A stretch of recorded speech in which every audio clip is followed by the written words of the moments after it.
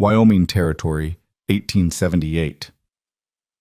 3 days of waiting had turned Evelyn Porter's dreams to dust. The stage stop was empty, her fiancé was a ghost, and her money was gone. Then a stranger rode out of the sunset and said 5 words that changed everything. "No more waiting, ma'am." But Caleb Mercer wasn't just any cowboy. He was hunting the man who destroyed her life. This is the story of a woman who lost everything and found something she never expected. Stay with me until the end and comment with your city so I can see how far this story travels across the world. The wind that swept across the Wyoming Territory in late autumn of 1878 carried more than dust and tumbleweeds. It carried the broken dreams of those foolish enough to believe in promises made by ink and paper. Evelyn Porter understood this now, sitting on a splintered bench outside Jacobson's stage stop, her traveling trunk beside her like a tombstone marking the death of everything she'd hoped for. 3 days. 72 hours of watching the horizon, waiting for a man who would never come. The sun was beginning its slow descent behind the distant mountains, painting the sky in shades of amber and blood red, and Evelyn wondered if this was what the end of the world looked like. Beautiful and terrible all at once. Her hands trembled as she clutched the crumpled letters she'd read so many times the words had begun to blur. Promises of love, of a ranch house with windows facing east to catch the morning sun, of a life built together in this wild, untamed country. All lies. The lace handkerchief her mother had given her before she died was now damp with tears, twisted between her fingers until the delicate threads threatened to break.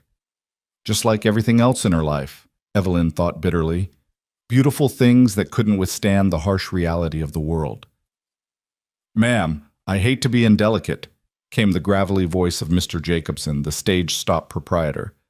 "But you can't stay here indefinitely. The next stage won't come through for another week, and even then—" He trailed off, his weathered face creasing with something that might have been pity or might have been annoyance. With men like Jacobson, it was hard to tell the difference. Evelyn forced herself to meet his eyes, though the effort cost her what little pride she had left. "I understand, Mr. Jacobson. I need to think." "Thinking won't put a roof over your head or food in your belly," he said, not unkindly.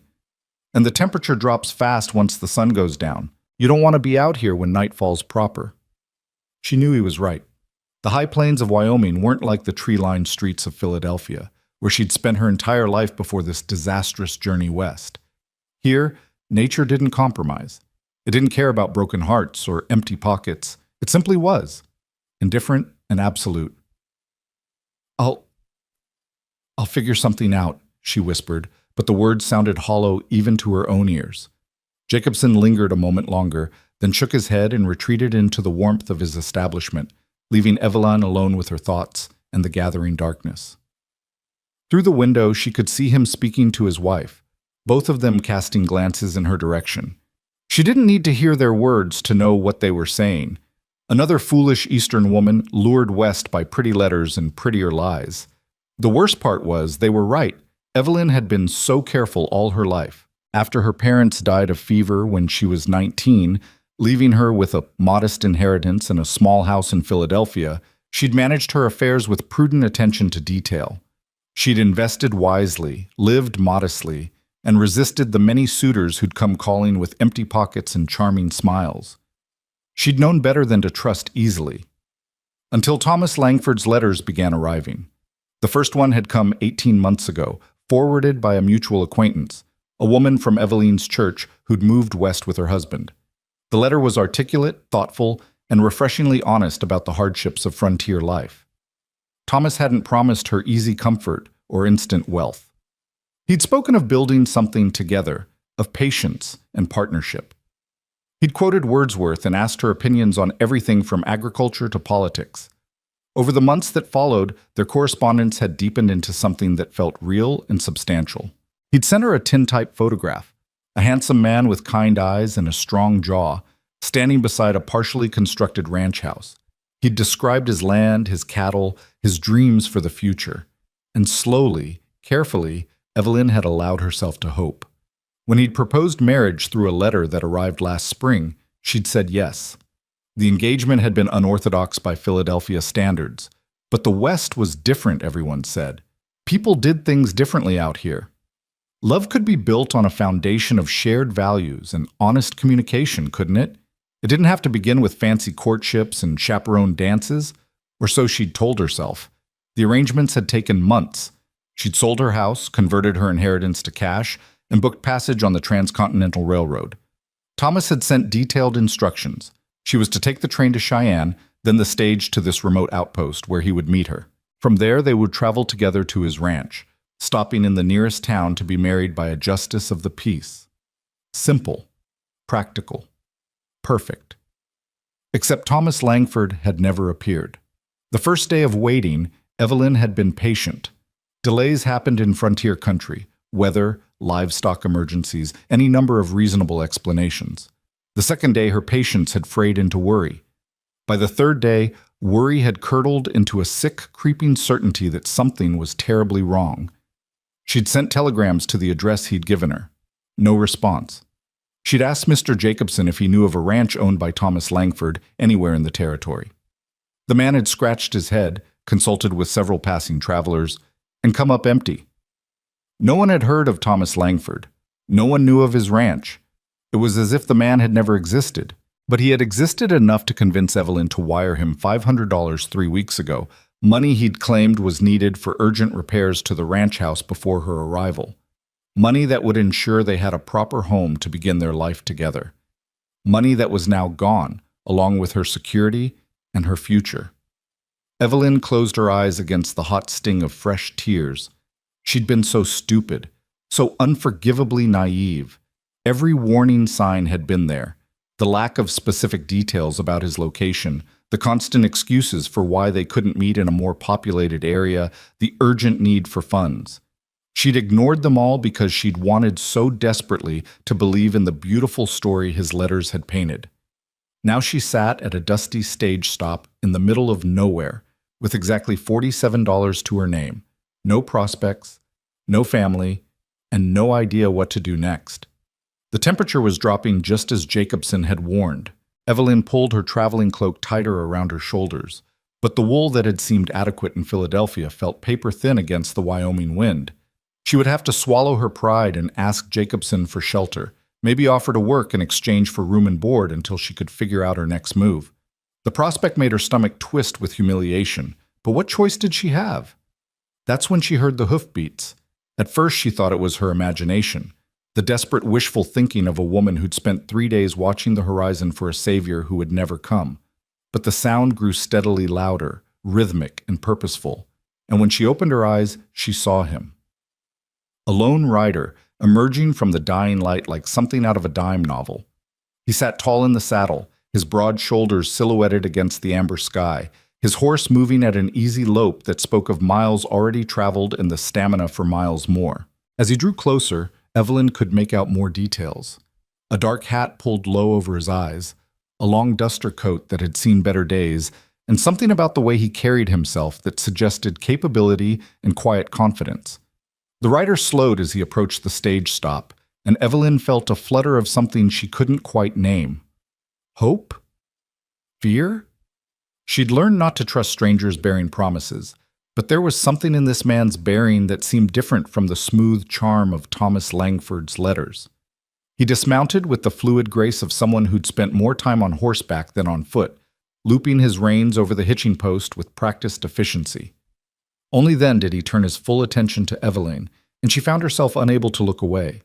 His face was weathered by sun and wind, lined with experiences she could only guess at, but his eyes, gray as a winter storm, held an unexpected gentleness.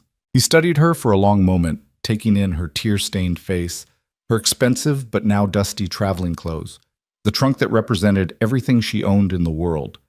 Then he spoke, his voice low and steady, carrying a hint of something that might have been Texas or Kansas or some other place where the land shaped men into something harder than the East could understand. "No more waiting, ma'am," he said, and those 4 simple words hit Evelyn like a physical blow. "You've been lied to." She couldn't speak. Her throat had closed around a sob that was part relief and part despair. How did this stranger know? How could he possibly understand the depth of her humiliation and loss? He took a step closer, and she noticed the badge partially concealed beneath his coat, a silver shield that caught the fading light. Not just a cowboy, then. Something more official. Something that might mean salvation or might mean more trouble than she was already in. "My name is Caleb Mercer," he continued, his tone remaining gentle despite the weight of what he was saying. "I'm a Pinkerton agent, and I've been tracking a confidence man who goes by several names. One of them is Thomas Langford." The world seemed to tilt sideways. Evelyn gripped the edge of the bench, her knuckles white against the weathered wood. You know him?" "I know of him," Caleb corrected, "and I know what he does. Writes letters to respectable women back east, promises them marriage, a ranch, a new life, gets them to send money, sometimes convinces them to come west to meet him. Then he disappears with whatever he can take." "How many?" Evelyn heard herself ask. "How many women has he done this to?" Caleb's jaw tightened. "At least a dozen that we know of. Probably more. He's careful, moves around, changes his name. But he makes mistakes, and he's been leaving a trail I've been following for the better part of a year." "Why?" The question came out as barely a whisper. "Why would someone do this?" "Money," Caleb said simply. "And because he can. Because women like you, smart, careful, respectable women, don't expect to be targets. You think con men prey on the foolish and the desperate, but Langford specializes in exactly the opposite. He targets women who have something worth taking." The casual way he said, "women like you," might have been insulting if it hadn't been so accurate. Evelyn had thought herself above such deception. Her pride had been part of her downfall. "So what now?" she asked, proud that her voice didn't break. "You found another one of his victims. Do you need me to file a report? Give a statement?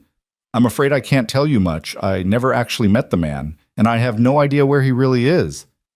Something flickered across Caleb's face, surprise maybe, or respect. He'd probably expected tears or hysterics. Evelyn had used up all her tears over the past 3 days. All that remained was a cold, bitter clarity. "I do need a statement eventually," he acknowledged. "But right now, I need to make sure you're taken care of. When's the next stage?" "A week. Mr. Jacobson says it might be longer depending on the weather."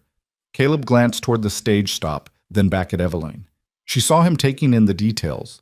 Her exhaustion, her obvious vulnerability, the way the approaching darkness seemed to be closing in around her. "You got money for lodging?" he asked bluntly. Evelyn's face burned. "Some. Not much." "Family back east? Someone who could wire you funds?" She shook her head. "No one. My parents are dead. I have a few distant cousins, but we're not close. They didn't approve of my coming west." "I bet they didn't," Caleb muttered, but there was no judgment in his tone. He was quiet for a moment, thinking, and Evelyn found herself studying his face. There were scars there, a thin white line along his jaw, another that disappeared into his hairline. This was a man who'd lived a hard life, but there was something in his eyes that suggested he hadn't let that hardness consume him entirely. Finally, he seemed to come to a decision. "I've got a ranch about half a day's ride from here. Small operation, cattle, some horses. I run it with the help of a couple of hands when I'm not working cases for Pinkerton. Right now, I need someone who can manage the books, handle correspondence, keep things organized when I'm out on the trail." Evelyn stared at him. "You're offering me a job?" "I'm offering you a chance to catch your breath and figure out your next move," he corrected. "Honest work, fair wages, and a place to stay that's safer than sitting out here hoping Jacobson doesn't decide you're more trouble than you're worth." It was too good to be true. It had to be. Evelyn had already learned that lesson. When something seemed perfect, it was probably a trap. "Why?" she demanded, her voice sharp with suspicion. "You don't know me. I could be lying about everything. I could be the con artist." To her surprise, Caleb smiled, a small, tired expression that made him look years younger. "Fair question. The truth is, Langford already took something from me. Not money, something more important.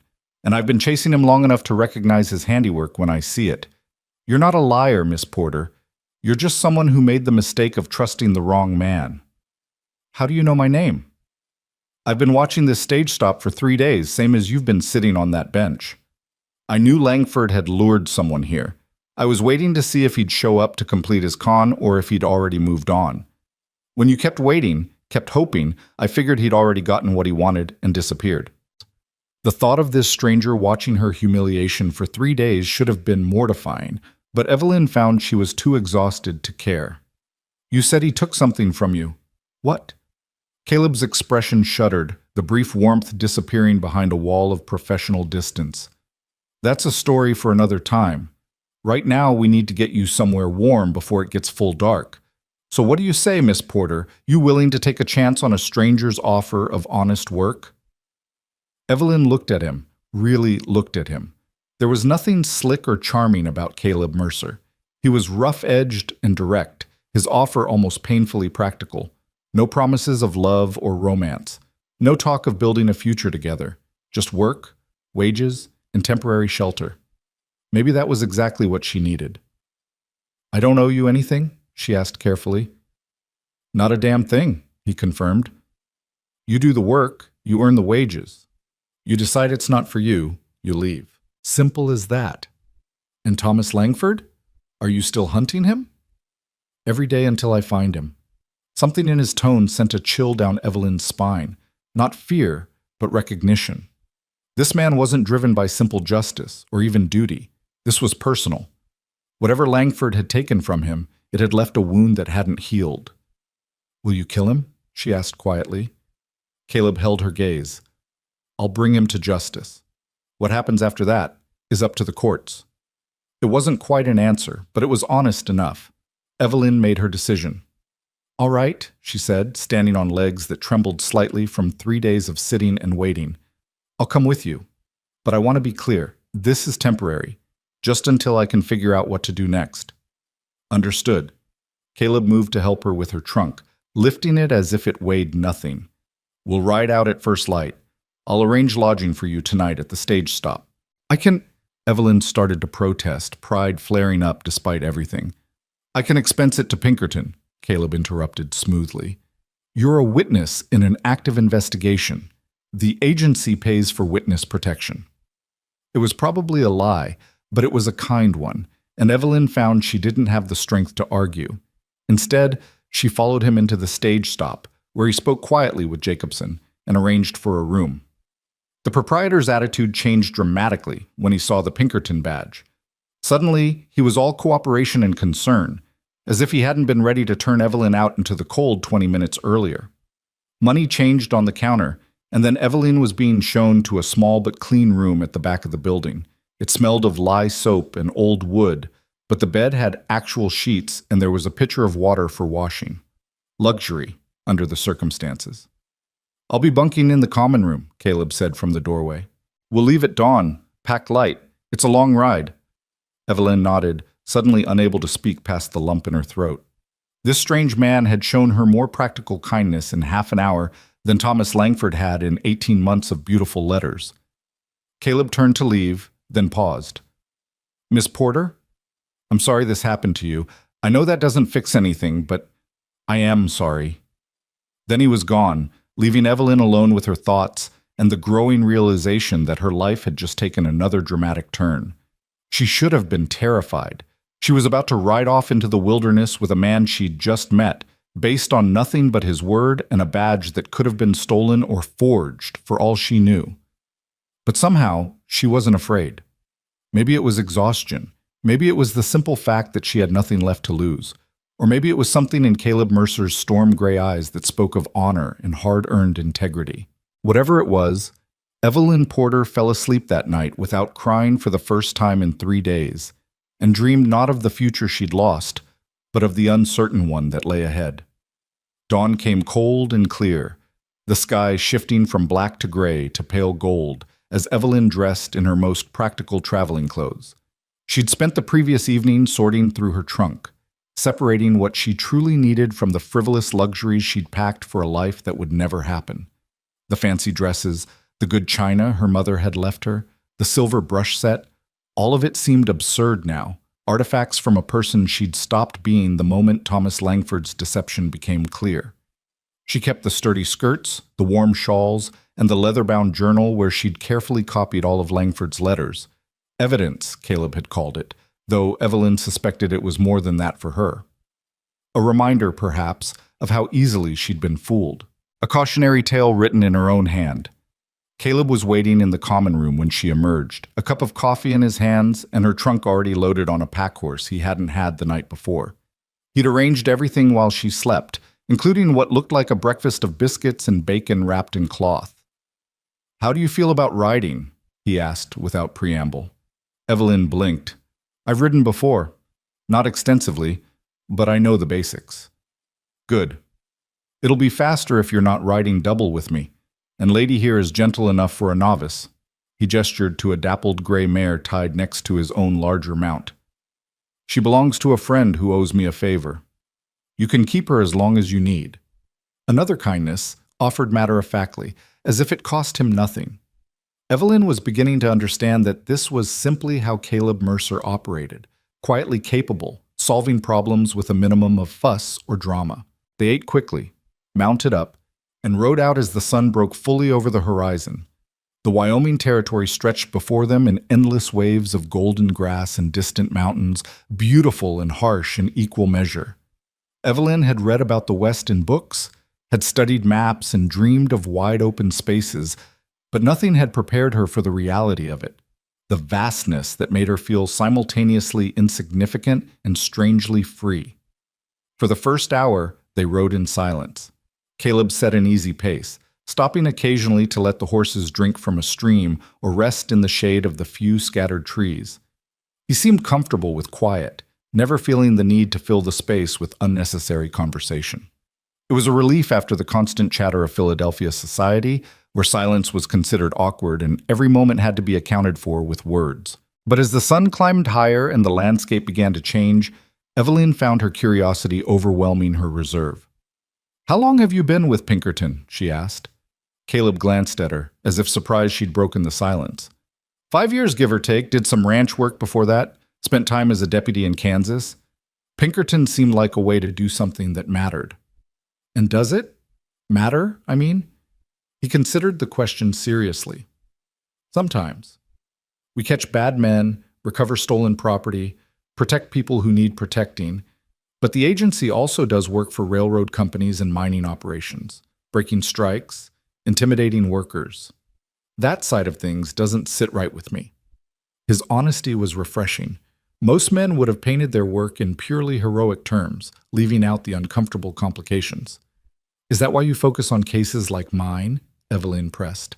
"Con artists and thieves?" "Partly. Also because I'm good at it. Takes a certain kind of patience to track a man like Langford, someone who doesn't rob banks or commit obvious crimes. He lives in the gray areas, makes himself hard to find. Most agents don't want to bother with that kind of work.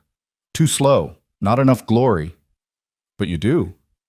"Yeah," he said simply. "I do." They rode on, the conversation lapsing back into comfortable silence. Evelyn found herself studying Caleb when she thought he wasn't looking, the easy way he sat his horse, the constant vigilance in how his eyes scanned the horizon, the weathered strength in his hands. He was probably in his mid-30s, she guessed, but he moved like a man who'd lived twice that many years. Around midday, they stopped to rest and water the horses at a small creek. Caleb unpacked the food he'd brought, more biscuits, some dried beef, and apples that must have cost a small fortune this far from any orchard. "You said Langford took something from you," Evelyn said as they ate. She knew she was pushing, maybe overstepping the boundaries of their brief acquaintance, but something about the isolation and the intimacy of shared travel made her bold. Something more important than money. Caleb's jaw tightened, and for a moment she thought he'd refuse to answer. Then he sighed, setting down his half-eaten apple. "I had a sister," he said quietly. "Caroline. Younger than me by 3 years, smart as a whip, beautiful, full of dreams about seeing the world and making something of herself. Our parents died when she was 17, cholera outbreak in Abilene, where we grew up. I was 20, already working as a ranch hand, trying to make enough to take care of both of us." He paused, staring at something Evelyn couldn't see. A memory, perhaps, or a ghost. Caroline wanted more than what Kansas could offer her. She wanted culture, education, adventure. I couldn't give her that, not on cowboy wages. So when a man started writing to her, Sophisticated letters from San Francisco promising a life of opportunity. I didn't stop her from responding. I thought it was harmless. Maybe even good for her to have something to hope for. Evelyn's stomach dropped. She already knew where this story was going. The man's name was Jonathan Fairfax, Caleb continued, his voice flat now, emotionless. At least, that's what he called himself in the letters.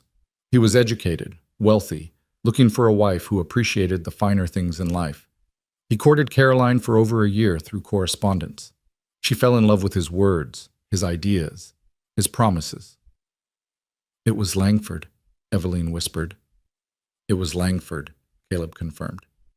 "She sold everything we had left from our parents, furniture, her mother's jewelry, even the house I'd been trying to keep up.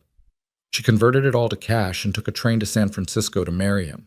I tried to stop her, but she was 20 years old and convinced she knew better. She promised she'd write, that we'd always stay close." "Did she?" "One letter. Arrived 3 weeks after she left. She said she'd met Jonathan, that he was wonderful, that the wedding was planned for the following month. She was so happy, Evie. I could hear it in every word." The casual use of a nickname barely registered through the horror of what Evelyn was hearing. "That was the last time I heard from her," Caleb said. "I wrote back, got no response. Wrote again. Nothing. Finally, I scraped together enough money to go to San Francisco myself. Took me months to save up and make the trip.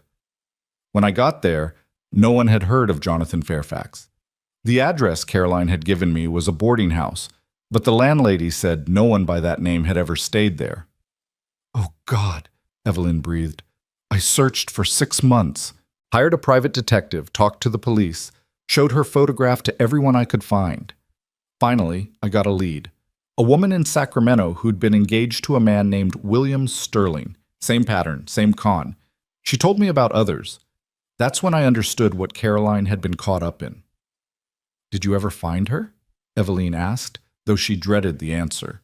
Caleb's face could have been carved from stone. "Found a death certificate in Sacramento. Caroline Mercer died of fever 2 years after she left Kansas. She was buried in a pauper's grave because she had no money and no family to claim her." The silence that followed was suffocating. Evelyn felt tears streaming down her face, not for herself this time, but for this young woman she'd never met, who'd had dreams and hopes just like Evelyn's own, and who'd paid for them with everything. "I'm so sorry," she whispered. "I buried her properly," Caleb said, his voice rough. "Bought a headstone, had a service. Then I signed on with Pinkerton and made it my mission to find the man who destroyed her life. Took me a while to pick up his trail. He's careful, changes names, moves around, but he has patterns. He targets certain types of women, uses certain phrases in his letters, always promises just enough to be believable. And he always leaves destruction in his wake." "How many has he done this to?" Evelyn asked again, needing to know. "Confirmed? 15 women that I know of. Some lost money, some lost their reputations. 2, including Caroline, lost their lives. One in childbirth after he abandoned her. Another by her own hand when she couldn't face the shame." Evelyn felt sick. She'd thought her situation was tragic, but at least she was alive. At least she still had a chance to rebuild. "So when you saw me sitting at that stage stop," she said slowly, "you knew exactly what had happened." "I knew," Caleb confirmed. "And I couldn't leave you there, not knowing what I know about how this story usually ends." Understanding dawned. This wasn't just kindness, it was penance. Caleb hadn't been able to save his sister, so he was trying to save Evelyn. "I'm not Caroline," she said gently. His eyes met hers, storm gray and haunted. "No, you're not.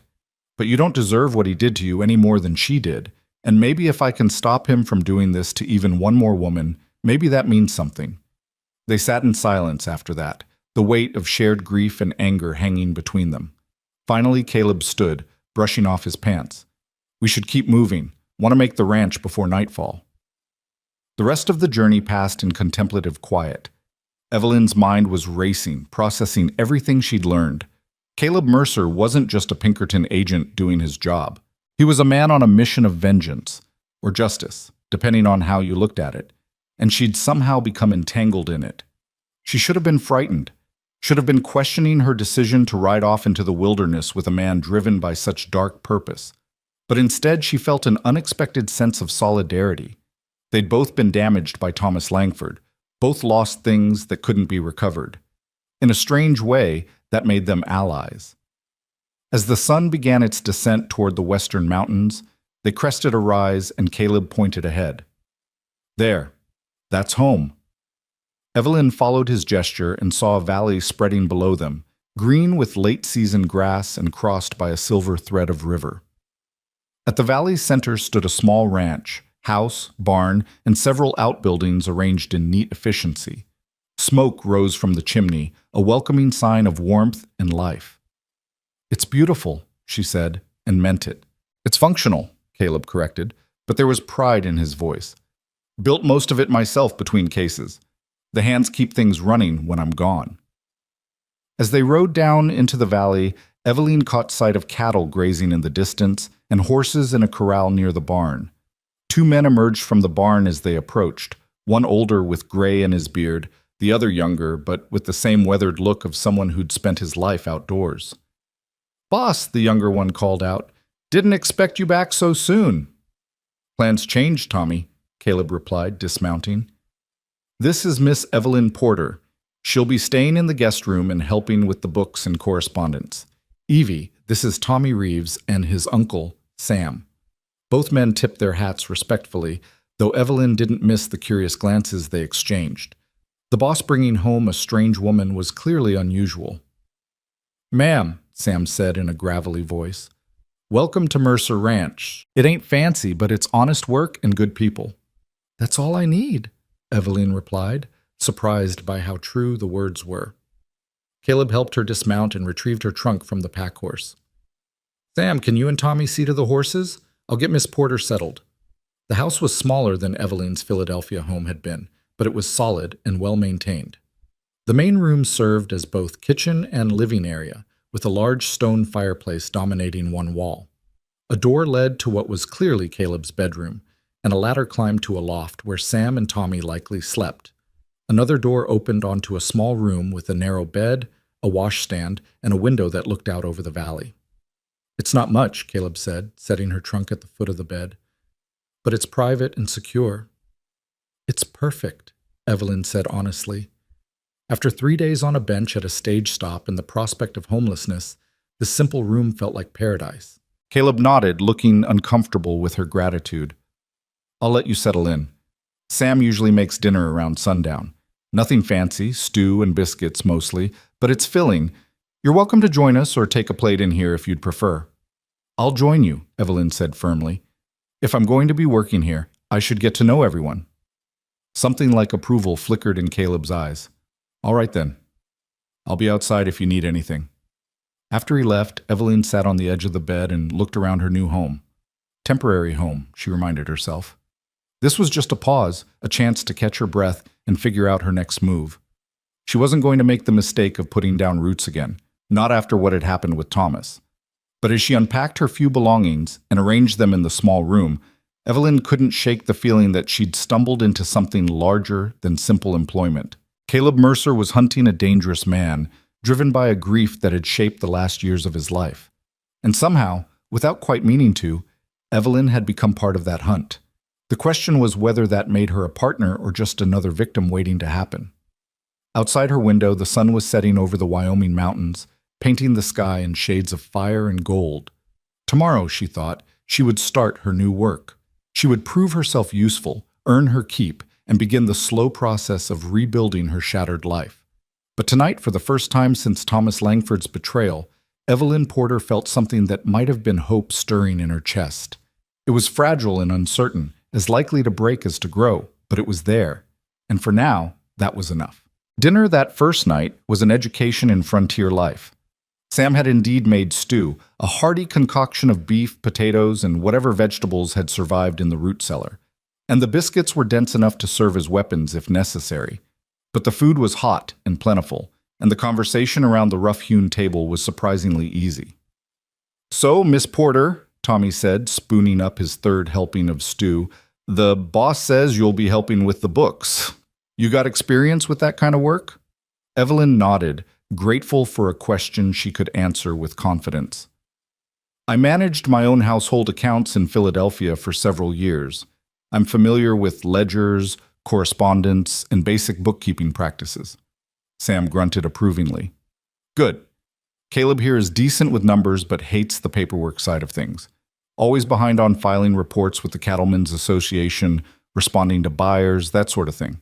Drives me crazy trying to keep track of everything.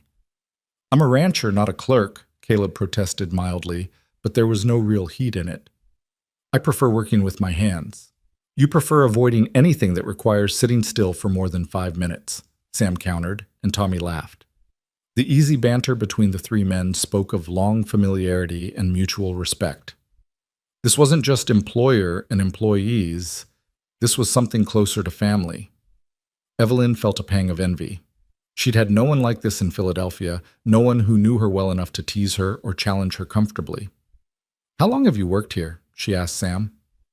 Since Caleb bought the place 4 years back, the older man replied. I'd been working a spread up north that got sold off. Caleb offered me a job, a place to stay, and the chance to bring my nephew along when his parents passed. Been here ever since. And you don't mind him being gone so often? With the Pinkerton work? Sam shrugged. It's his calling. Man's got to follow what drives him, even if it means the rest of us pick up the slack. Besides, the ranch mostly runs itself as long as you know what you're doing. We manage. Sam's being modest, Caleb interjected. He could run this place blindfolded. I'm just the name on the deed. After dinner, Sam and Tommy excused themselves to the bunkhouse.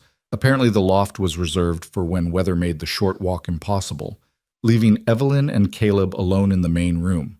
The fire crackled in the hearth, casting dancing shadows on the walls, and the silence that fell between them was weighted with unspoken questions. Caleb poured 2 cups of coffee and handed one to Evelyn. I should show you where everything is tomorrow. The office is in the barn, not fancy, but it's quiet and has a decent desk. All the ledgers and correspondence files are there. What exactly needs to be done? Evelyn asked, wrapping her hands around the warm cup. Everything, Caleb admitted with a wry smile. I've been letting things pile up for months. There are bills that need to be paid, letters from buyers that need responses, inventory that needs to be recorded. The ranch is profitable, but my organizational skills leave something to be desired. And the Pinkerton work? Do you keep separate records for that? His expression shuddered slightly. Agency business stays separate.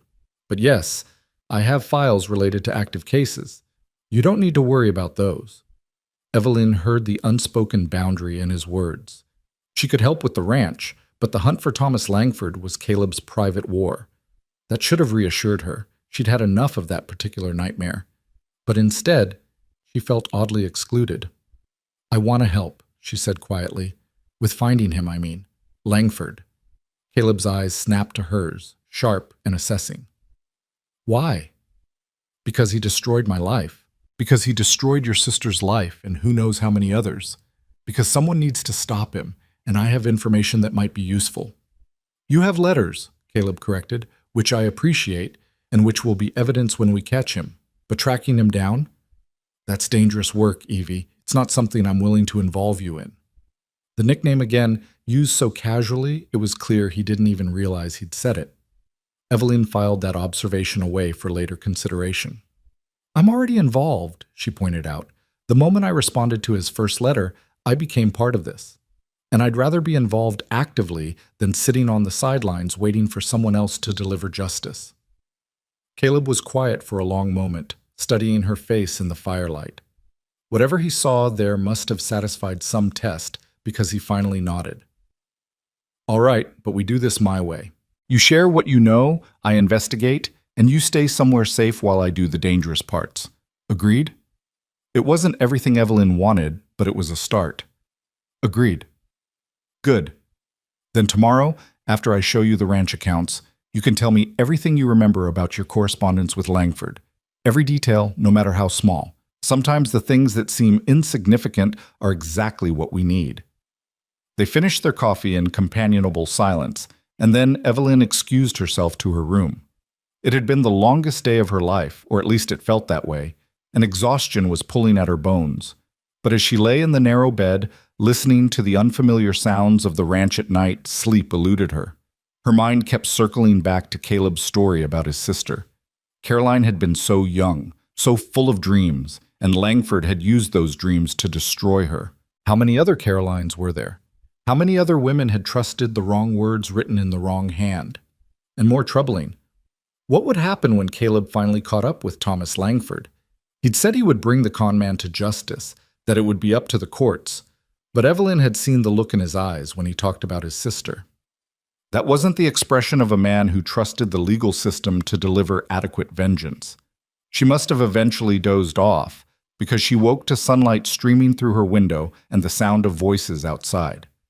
Dressing quickly in a practical skirt and shirtwaist, Evelyn emerged to find the main room empty but a plate of biscuits and bacon keeping warm near the fire. A note in bold handwriting read, "Help yourself. Meet me at the barn when you're ready." See, the barn was larger than it had appeared from a distance, divided into sections for horses, equipment, and storage. Caleb was in what he had called the office, a corner space partitioned off with rough lumber, containing a desk buried under papers, several filing cabinets, and a bookshelf sagging under the weight of ledgers and manuals. "Good morning," he said, looking up from a letter he'd been frowning at. "Sleep well?" "Well enough," Evelyn lied. "Is that the correspondence you mentioned?" Caleb gestured helplessly at the chaos surrounding them. "This is about 3 months' worth. I kept meaning to deal with it, but then I'd get called away on a case, and it became overwhelming," Evelyn finished. She surveyed the disaster with a critical eye, her fingers already itching to impose order on the chaos. "Do you have a system at all? Any way you've been organizing things?"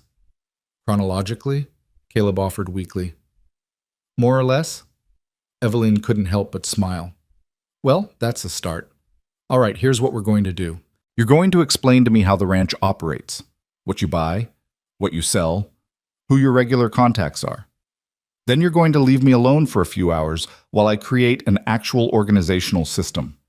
Relief flooded Caleb's face. "You're sure? It's a lot of work." "I'm sure.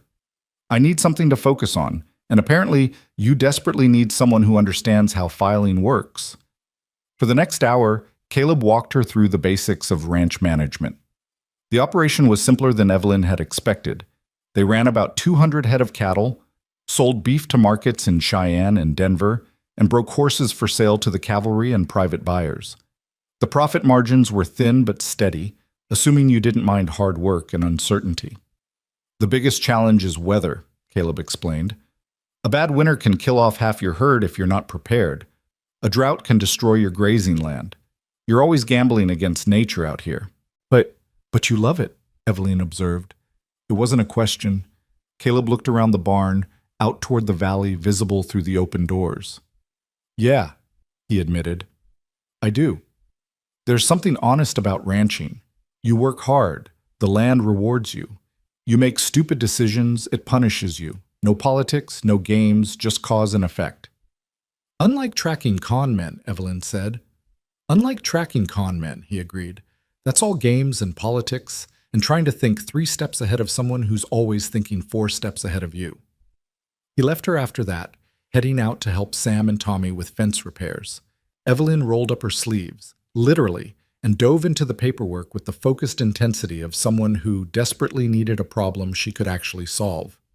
The first task was sorting everything into categories: correspondence from buyers, bills from suppliers, reports from the Cattlemen's Association, personal letters, and miscellaneous documents. Once she had basic categories, she could start prioritizing what needed immediate attention versus what could wait. 3 hours later, Evelyn had transformed the office from chaos into something approaching order. Bills were stacked by due date, correspondence was organized by sender, and she'd created a master list of everything that required a response. The ledgers would take longer. She'd need to reconcile accounts and update entries, but at least she now understood the scope of the work.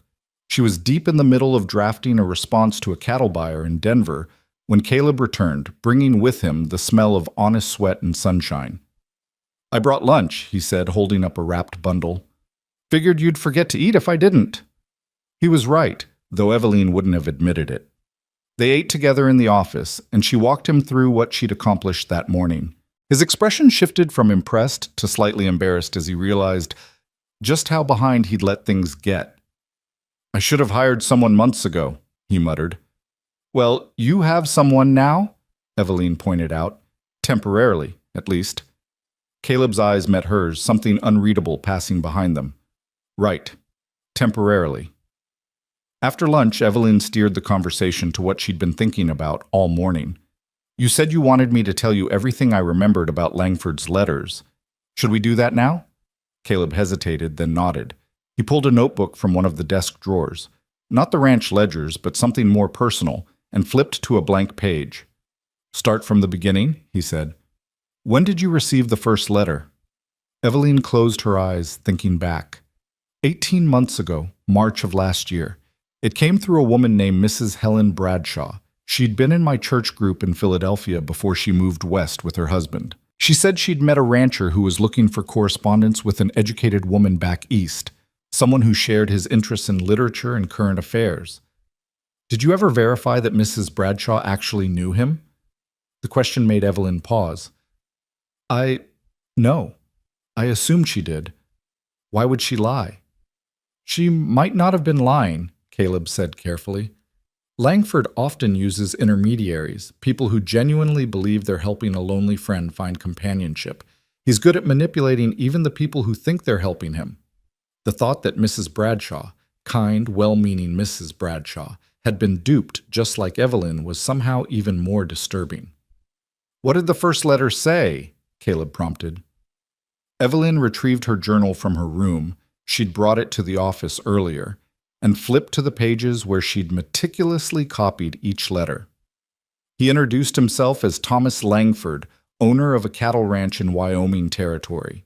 He said he'd been ranching for 10 years, that he'd built his operation from nothing, and that he missed the intellectual stimulation of educated conversation. Did he ask for anything in that first letter? No, he was almost restrained. He asked about my interests, what I liked to read, whether I followed politics. It felt like a genuine attempt to connect with someone who shared his values. Caleb was taking notes, his handwriting surprisingly neat. And the second letter? Arrived 3 weeks later. He responded to everything I'd said in my reply, which made me feel heard. He quoted Wordsworth. I'd mentioned loving the Romantic poets, and shared his thoughts on westward expansion and its impact on indigenous peoples. He seemed thoughtful, progressive even. "He is thoughtful," Caleb said grimly. "That's part of what makes him so dangerous. He's educated, well-read, and he knows how to mirror back whatever the woman wants to hear." "Did he send a photograph?" "Not until the 6th letter, about 4 months into our correspondence. I'd asked several times, and he'd made excuses. The nearest photographer was too far away. He was self-conscious about his appearance, that sort of thing. When he finally sent one, he apologized for the delay."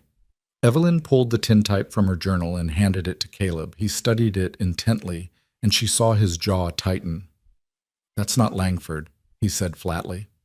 Evelyn felt the room tilt. "What?" "This photograph. It's not him. I've seen 2 verified images of Thomas Langford, or whatever his real name is, and he looks nothing like this." Caleb tapped the tintype. "This is just some random rancher, probably someone he paid to pose for a photograph, or maybe even someone whose picture he stole." The realization was another layer of betrayal. Evelyn had spent months staring at that photograph, memorizing the features of the man she thought she'd marry. She traced her finger over the image when she was lonely, imagining what it would be like to see that face in person. And it had all been a lie, just another layer of deception. "Then I have no idea what he actually looks like," she whispered. "Neither do most of his victims," Caleb said gently. "That's part of his method. He keeps himself abstract, unknowable. By the time women realize they've been fooled, they can't even give a proper description to the authorities." They continued going through the letters chronologically, with Caleb asking detailed questions about everything, timing, specific phrases, any mention of places or people. Evelyn found herself reliving the entire courtship, seeing the manipulation she'd been blind to the first time through. The turning point had come after about a year of correspondence. Langford had mentioned needing to make repairs to the ranch house before winter, improvements that would make it suitable for a wife. The costs were higher than expected, and he was worried about cash flow. He hadn't asked for money, not directly, but the implication was clear. "I offered, Evelyn admitted, shame burning her cheeks. He protested at first, said he couldn't possibly accept. But I insisted. I had the money from selling my parents' house, and what was I saving it for if not to build a future with the man I loved? How much did you send? Caleb asked quietly. $500. It was about a third of my total savings. Evelyn laughed bitterly. I thought I was being prudent, not sending everything at once. I actually congratulated myself on being cautious. And after you sent the money? His letters became more frequent, more affectionate. He started talking about marriage, about me coming west. He said the house was almost ready, that he couldn't wait to show me everything he'd built. He proposed in a letter that arrived last spring, quoted Elizabeth Barrett Browning, and called me his anchor in a chaotic world. Caleb's expression was carefully neutral, but Evelyn could see the tension in his shoulders. How long between the proposal and your journey west? 6 months. I had to sell my house, arrange my affairs, work up the courage to actually do it. He was patient, said he understood I was giving up everything I knew.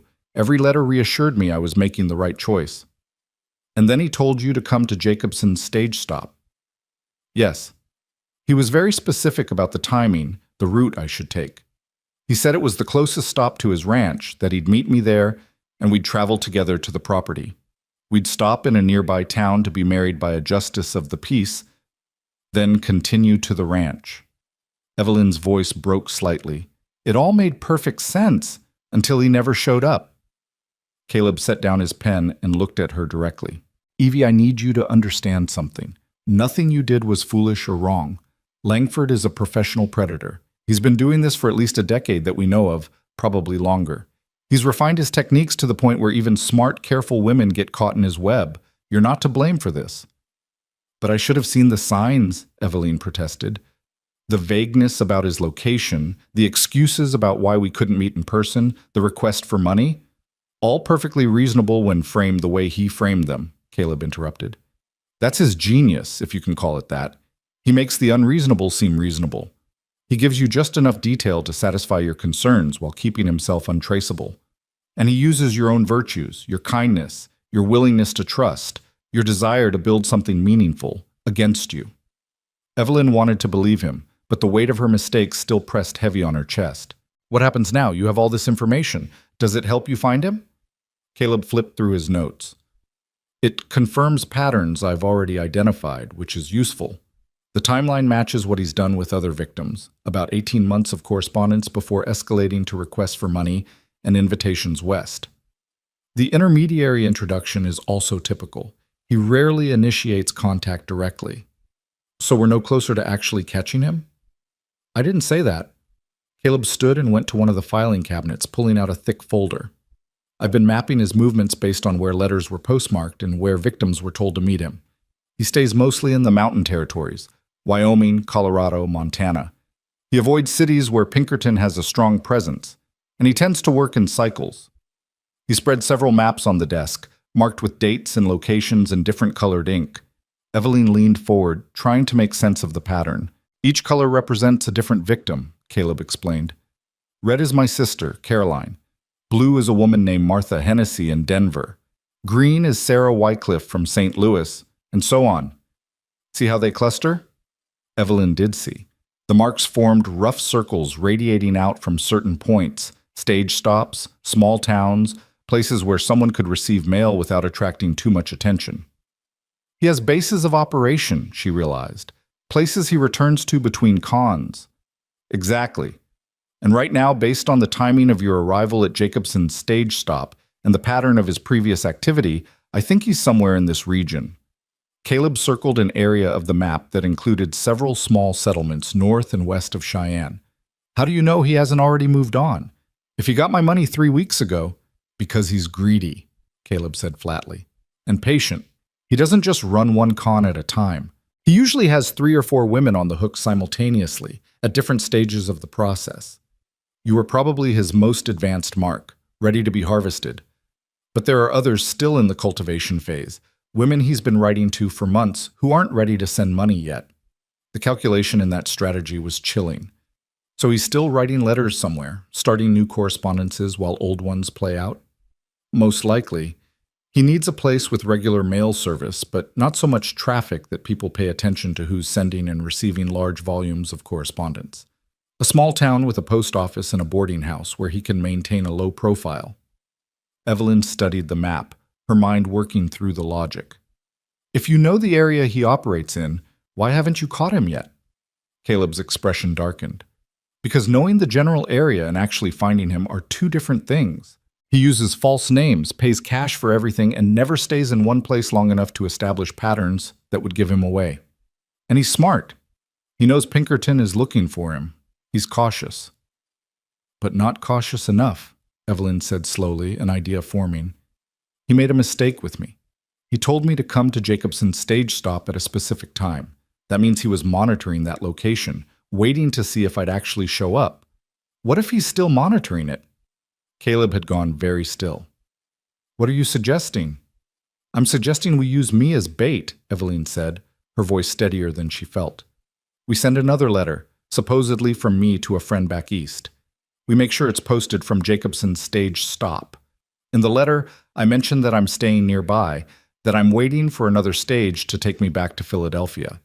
We make it seem like I'm vulnerable, alone, and, most importantly, still have money left. Absolutely not, Caleb said immediately. That's exactly the kind of dangerous involvement I said I wouldn't allow. You said I'd stay somewhere safe while you did the dangerous parts, Evelyn countered. I can stay somewhere safe, but my letter could draw him out. If he thinks there's a chance to salvage the con to get more money from me, wouldn't he take it? He might, or he might smell a trap and disappear even deeper underground. Or he might decide you're a threat and… Caleb didn't finish the sentence, but he didn't need to. I'm already a threat to him, Evelyn pointed out. I can identify his handwriting, his methods, his patterns. The moment he didn't show up at that stage stop, I became a loose end. Don't you think he's already wondering what happened to me? Whether I went to the authorities? Caleb ran a hand through his hair, a gesture of frustration. This is why I didn't want you involved in the investigation. You're too close to it, too willing to take risks because you're angry and hurt. You're damn right I'm angry, Evelyn shot back, surprising herself with the vehemence in her voice. That man stole my money, my dignity, and my future. He did worse to your sister and God knows how many other women. So yes, I want to take risks if it means stopping him. Don't you? The silence that followed was charged with tension. Caleb stared at her, and Evelyn held his gaze, refusing to back down. Finally, he sighed. If, and this is a very big if, we were to consider your idea, it would have to be done carefully. Langford is smart. He'll be looking for signs of a trap. So we make it believable, Evelyn said, pressing her advantage. I write to a fictional friend. Maybe use Mrs. Bradshaw's name, since he already knows I corresponded with her. I tell her what happened, that I'm devastated, but trying to figure out my next steps. I mentioned staying at the stage stop because it's cheap, and I'm trying to conserve what money I have left. We make it seem real. And then what? We wait for him to show up and try to continue the con? You wait, Evelyn corrected. I'll be somewhere else entirely, somewhere safe like you insisted. But you'll be watching Jacobson's stage stop. If Langford takes the bait, you catch him. Caleb was quiet for a long time, thinking it through. Evelyn could see him weighing risks and benefits, his training as an agent warring with his instinct to protect her from further harm. I need to think about this, he finally said, and I need to consult with my superiors at Pinkerton. This isn't a decision I can make alone. It wasn't the yes Evelyn wanted, but it wasn't a no either. How long will that take? A few days. I'll send a telegram tomorrow, explain the situation. In the meantime, you focus on the ranch work. Try to… He paused, searching for words. Try to let yourself have a normal day or two. You've been through hell, Evie. You don't have to immediately throw yourself into more danger. But the truth was, Evelyn wanted the danger. She wanted the action, the purpose, the chance to turn her victimhood into agency.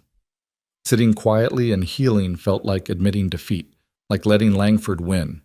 Still, she nodded. All right, a few days. But Caleb? I'm not going to change my mind about this. I'm going to help you catch him, one way or another. I know, he said softly. That's what worries me. The next few days fell into a rhythm that was almost comfortable. Evelyn threw herself into organizing the ranch accounts with single-minded intensity, working from dawn until well past dark. The ledgers were a disaster, but they were a disaster with rules and logic. She could impose order here, solve problems through careful attention and methodical work. Sam and Tommy grew accustomed to her presence, treating her with a respect that had nothing to do with her gender and everything to do with her obvious competence. She caught Tommy staring at her more than once. He was young, and she supposed she was the first unmarried woman close to his age he'd spent much time around. But he was always polite, never presumptuous. Caleb came and went, handling ranch work during the day and spending evenings poring over his investigation files. He'd sent his telegram to Pinkerton, and they were waiting for a response. In the meantime, they'd fallen into an easy companionship, sharing meals and occasionally discussing the case, though Caleb was careful not to reveal too many details about his other investigations. On the third evening, after dinner, Caleb asked Evelyn to take a walk with him. They headed up a rise behind the ranch house, climbing until they reached a spot where the entire valley spread out below them. The sun was setting, painting everything in shades of gold and crimson. "My sister loved sunsets," Caleb said quietly. "Used to say they were proof that endings could be beautiful." Evelyn didn't know what to say to that, so she stayed silent, letting him work through whatever thoughts were troubling him. "I got the response from Pinkerton today," he continued. "They approved your plan, with modifications." Evelyn's heart leaped. "What kind of modifications?" "You write the letter exactly as you suggested. We post it from Jacobson's stage stop, make it look legitimate. But instead of you staying away entirely, you'll be at the stage stop for 1 day, visible, real, confirming the story in the letter. Then you'll leave with me, and we'll set up surveillance from a distance." "That's more exposure than you wanted," Evelyn observed. "It's necessary to make the bait convincing. Langford might have sources in that area, people who report on unusual activity. If someone mentions seeing you there, talking about heading back east, it confirms the letter isn't a fabrication." Caleb turned to face her fully. "But Evie, the moment anything feels wrong, the moment I think he's there, you're gone. No arguments, no hesitation. Agreed?" "Agreed," Evelyn said, though a part of her rebelled at the idea of running while Caleb faced the danger alone. "We'll leave in 2 days. That gives you time to write a convincing letter and gives me time to make arrangements for surveillance. Sam and Tommy can handle the ranch while we're gone." "How long do you think we'll have to wait?"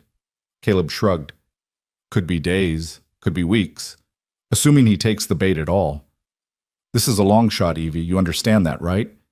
The odds of this working are probably less than 50-50. "But they're better odds than we had before," Evelyn pointed out. "True enough." Caleb was quiet for a moment, watching the sun sink below the mountains. "Can I ask you something?" "Of course." "Why is this so important to you? I understand wanting justice, wanting closure. But you're willing to risk a lot for this. There are easier ways to rebuild your life." Evelyn considered the question carefully. "Do you know what the worst part was? Not the lost money, not even the humiliation. It was the loss of trust, in others, but also in myself. I thought I was smart enough not to be fooled. I thought I was careful, prudent, sensible. And then I did something catastrophically stupid based on nothing but pretty words on paper." She took a breath, steadying herself. "If I just walk away, let someone else deal with Langford, then that loss of trust becomes permanent.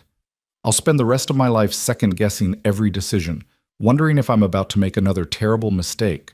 But if I face this, if I help catch him, then maybe I can prove to myself that I'm not just a victim, that I'm someone who fights back." Caleb nodded slowly.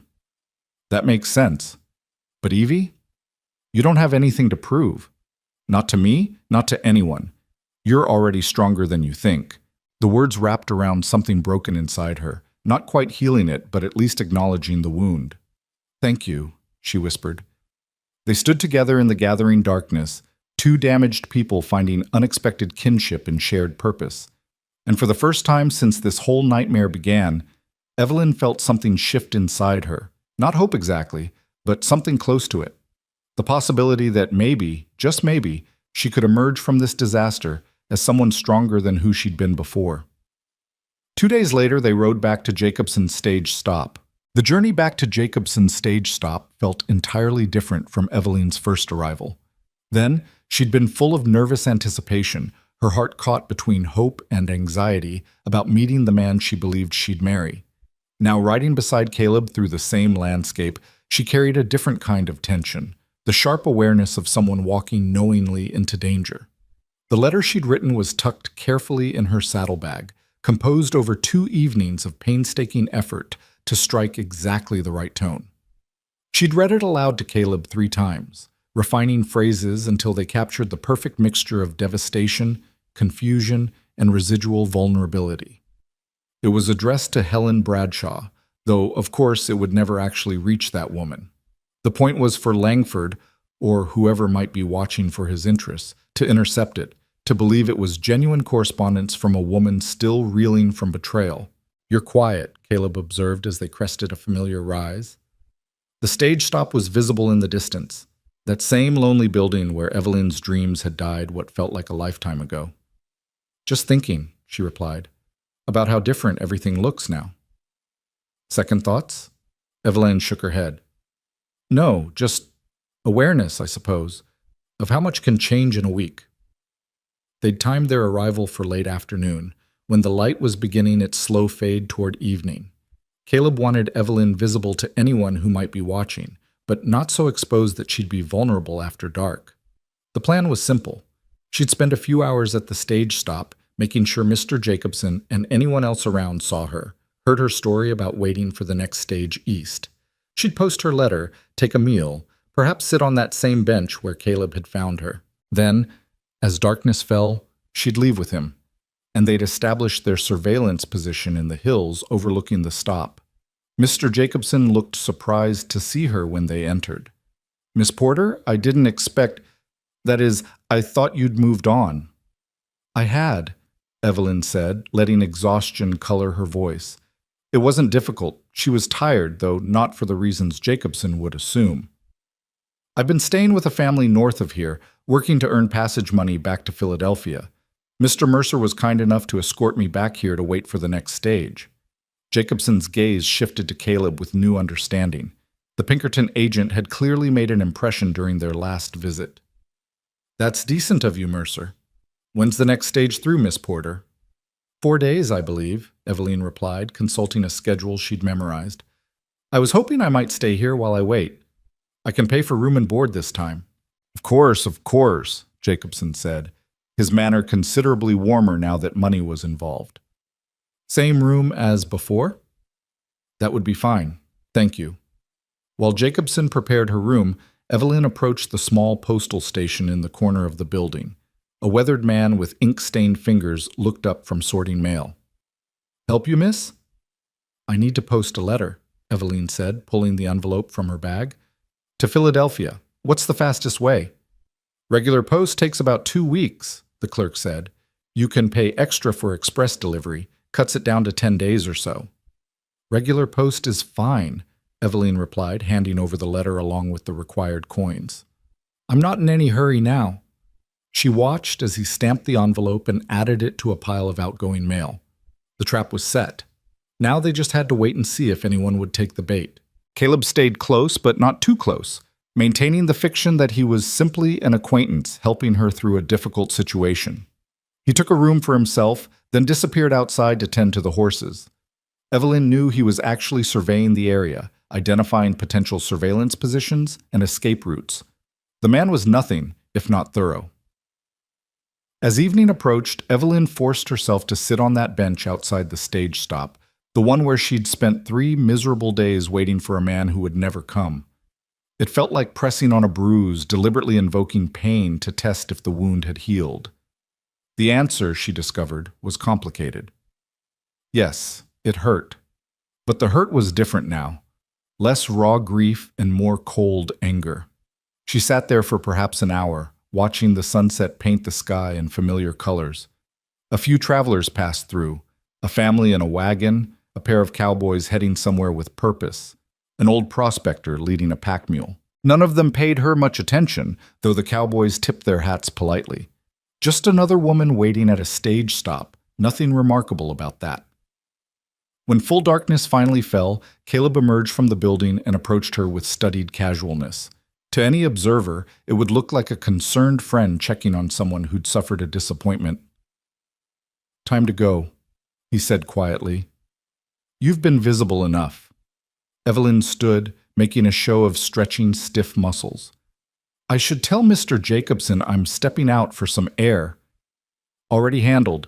Told him you weren't feeling well, that I'd take you for a short ride to clear your head. He thinks we'll be back in an hour." They collected the horses and rode out slowly, as if in no particular hurry. Only when they were well away from the stage stop did Caleb change direction, leading them into the hills that overlooked the valley. He'd clearly scouted the location earlier. He navigated through the darkness with confidence, finally stopping at a sheltered position that offered a clear view of the stage stop below while keeping them hidden from observation. "We'll take shifts," Caleb said as he helped Evelyn dismount. 2 hours on watch, 2 hours rest. I'll take the first watch."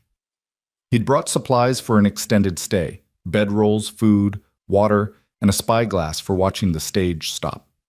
The camp he set up was efficient and minimal, designed to leave no obvious trace of their presence. Evelyn wrapped herself in her bedroll but found sleep impossible. The night air was cold, carrying the sharp clarity that came with high altitude, and every sound seemed magnified in the darkness. She could hear Caleb moving quietly nearby, the soft sounds of him settling into position to watch the stage stop. After perhaps half an hour of pretending to rest, she gave up and joined him. "Can't sleep." "Figured you might not be able to," Caleb said without turning from his surveillance position. "First time doing something like this? Is it that obvious?" "You're doing fine, but yes, the adrenaline makes rest difficult." He handed her the spyglass. "Want to take a look?" Through the lens, the stage stop appeared much closer, details visible despite the distance and darkness. Lamplight glowed in a few windows. She could see Jacobson moving around inside, probably preparing to close up for the night. "What exactly are we watching for?" Evelyn asked. "Anything unusual. Someone arriving after dark and asking questions about you, mail being tampered with, signs of surveillance from other positions. Langford is cautious. If he takes the bait, he won't rush in blindly. He'll watch, gather information, make sure it's not a trap before he makes any move. And if he determines it is a trap, then he disappears, and we're back to square one," Caleb said frankly. "But at least we tried." They settled into a companionable silence, passing the spyglass back and forth every few minutes. The stars overhead were brilliant, undimmed by any city lights, and Evelyn found herself thinking about Caroline Mercer. Had she seen stars like this during her doomed journey west? Had she felt this same mixture of hope and fear, not knowing she was walking into disaster? "Tell me about her," Evelyn said quietly. "Your sister. What was she like?" Caleb was still for so long that Evelyn thought he wouldn't answer. Then softly, he began to speak. "She was brilliant, not just smart, brilliant. Could read a book once and quote passages back to you weeks later. She learned French from a neighbor woman just because she thought it sounded beautiful. When our parents died, she was devastated, but she didn't fall apart. She took charge of practical things, helped me figure out what needed to be done. She was stronger than anyone gave her credit for." His voice carried the weight of old grief, worn smooth by time but never truly diminishing. "She wanted to be a teacher," he continued. "Maybe eventually open a school for girls, give them the kind of education she'd never had access to in Kansas. She talked about it all the time, how women deserved the same opportunities as men, how education was the key to independence. She would have been magnificent at it." "She sounds remarkable," Evelyn said. "She was. And Langford took all of that, all that potential, all those dreams, and turned them into tools to destroy her. He read her perfectly, understood exactly what she wanted, and used it against her." "Is that why you became a Pinkerton agent? To find him?" "Partly. Also because I needed to do something that mattered, something that might prevent other families from experiencing what we went through. The agency does good work when it's not being used by rich men to break strikes. Tracking con artists, recovering stolen property, finding missing people. That's work I can believe in." Evelyn thought about that. How tragedy could be transformed into purpose. How grief could be channeled into action. It was what she was trying to do herself, wasn't it? taking her own pain and using it to fuel something constructive. Do you think she'd be proud of you? Eveline asked. Caroline, I mean, for what you're doing. Caleb considered the question. I think she'd understand it. Whether she'd be proud or worried, I honestly don't know. Caroline believed in justice, but she also believed in moving forward, not letting the past consume you. I'm not sure I've managed that second part very well. You built a ranch. You have people who depend on you, who respect you. That's moving forward. Is it? Or is it just another form of waiting, keeping myself busy while I hunt the man who killed my sister? The question hung between them, unanswerable. Before Eveline could attempt a response, Caleb suddenly tensed.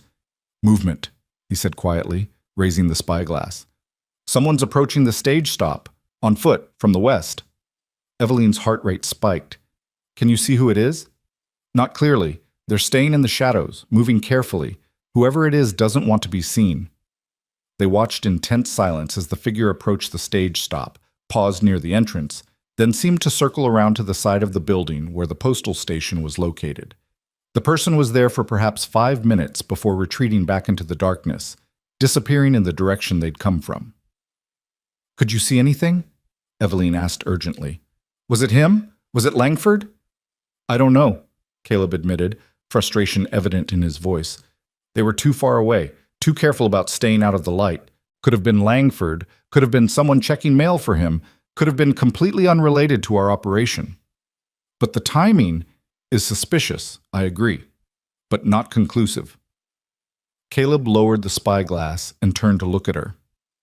This is the hard part of surveillance work. Waiting, watching, never being quite certain if what you're seeing matters, or if it's just coincidence. So what do? We keep watching.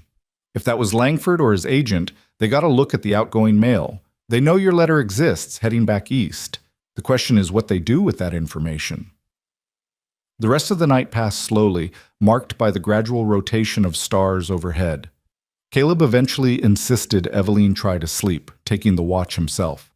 She managed a few restless hours, waking to find him still alert, still watching, his profile sharp against the pre-dawn gray. Anything else? She asked, sitting up and rubbing sleep from her eyes. Nothing significant. A couple of travelers passed through around midnight. Jacobson closed up around 10 and hasn't emerged since. If Langford is out there, he's being patient. They maintained their surveillance through the next day, taking turns watching the stage stop and catching brief periods of rest.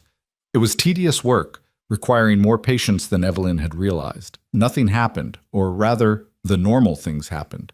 Travelers came and went. Jacobson went about his business.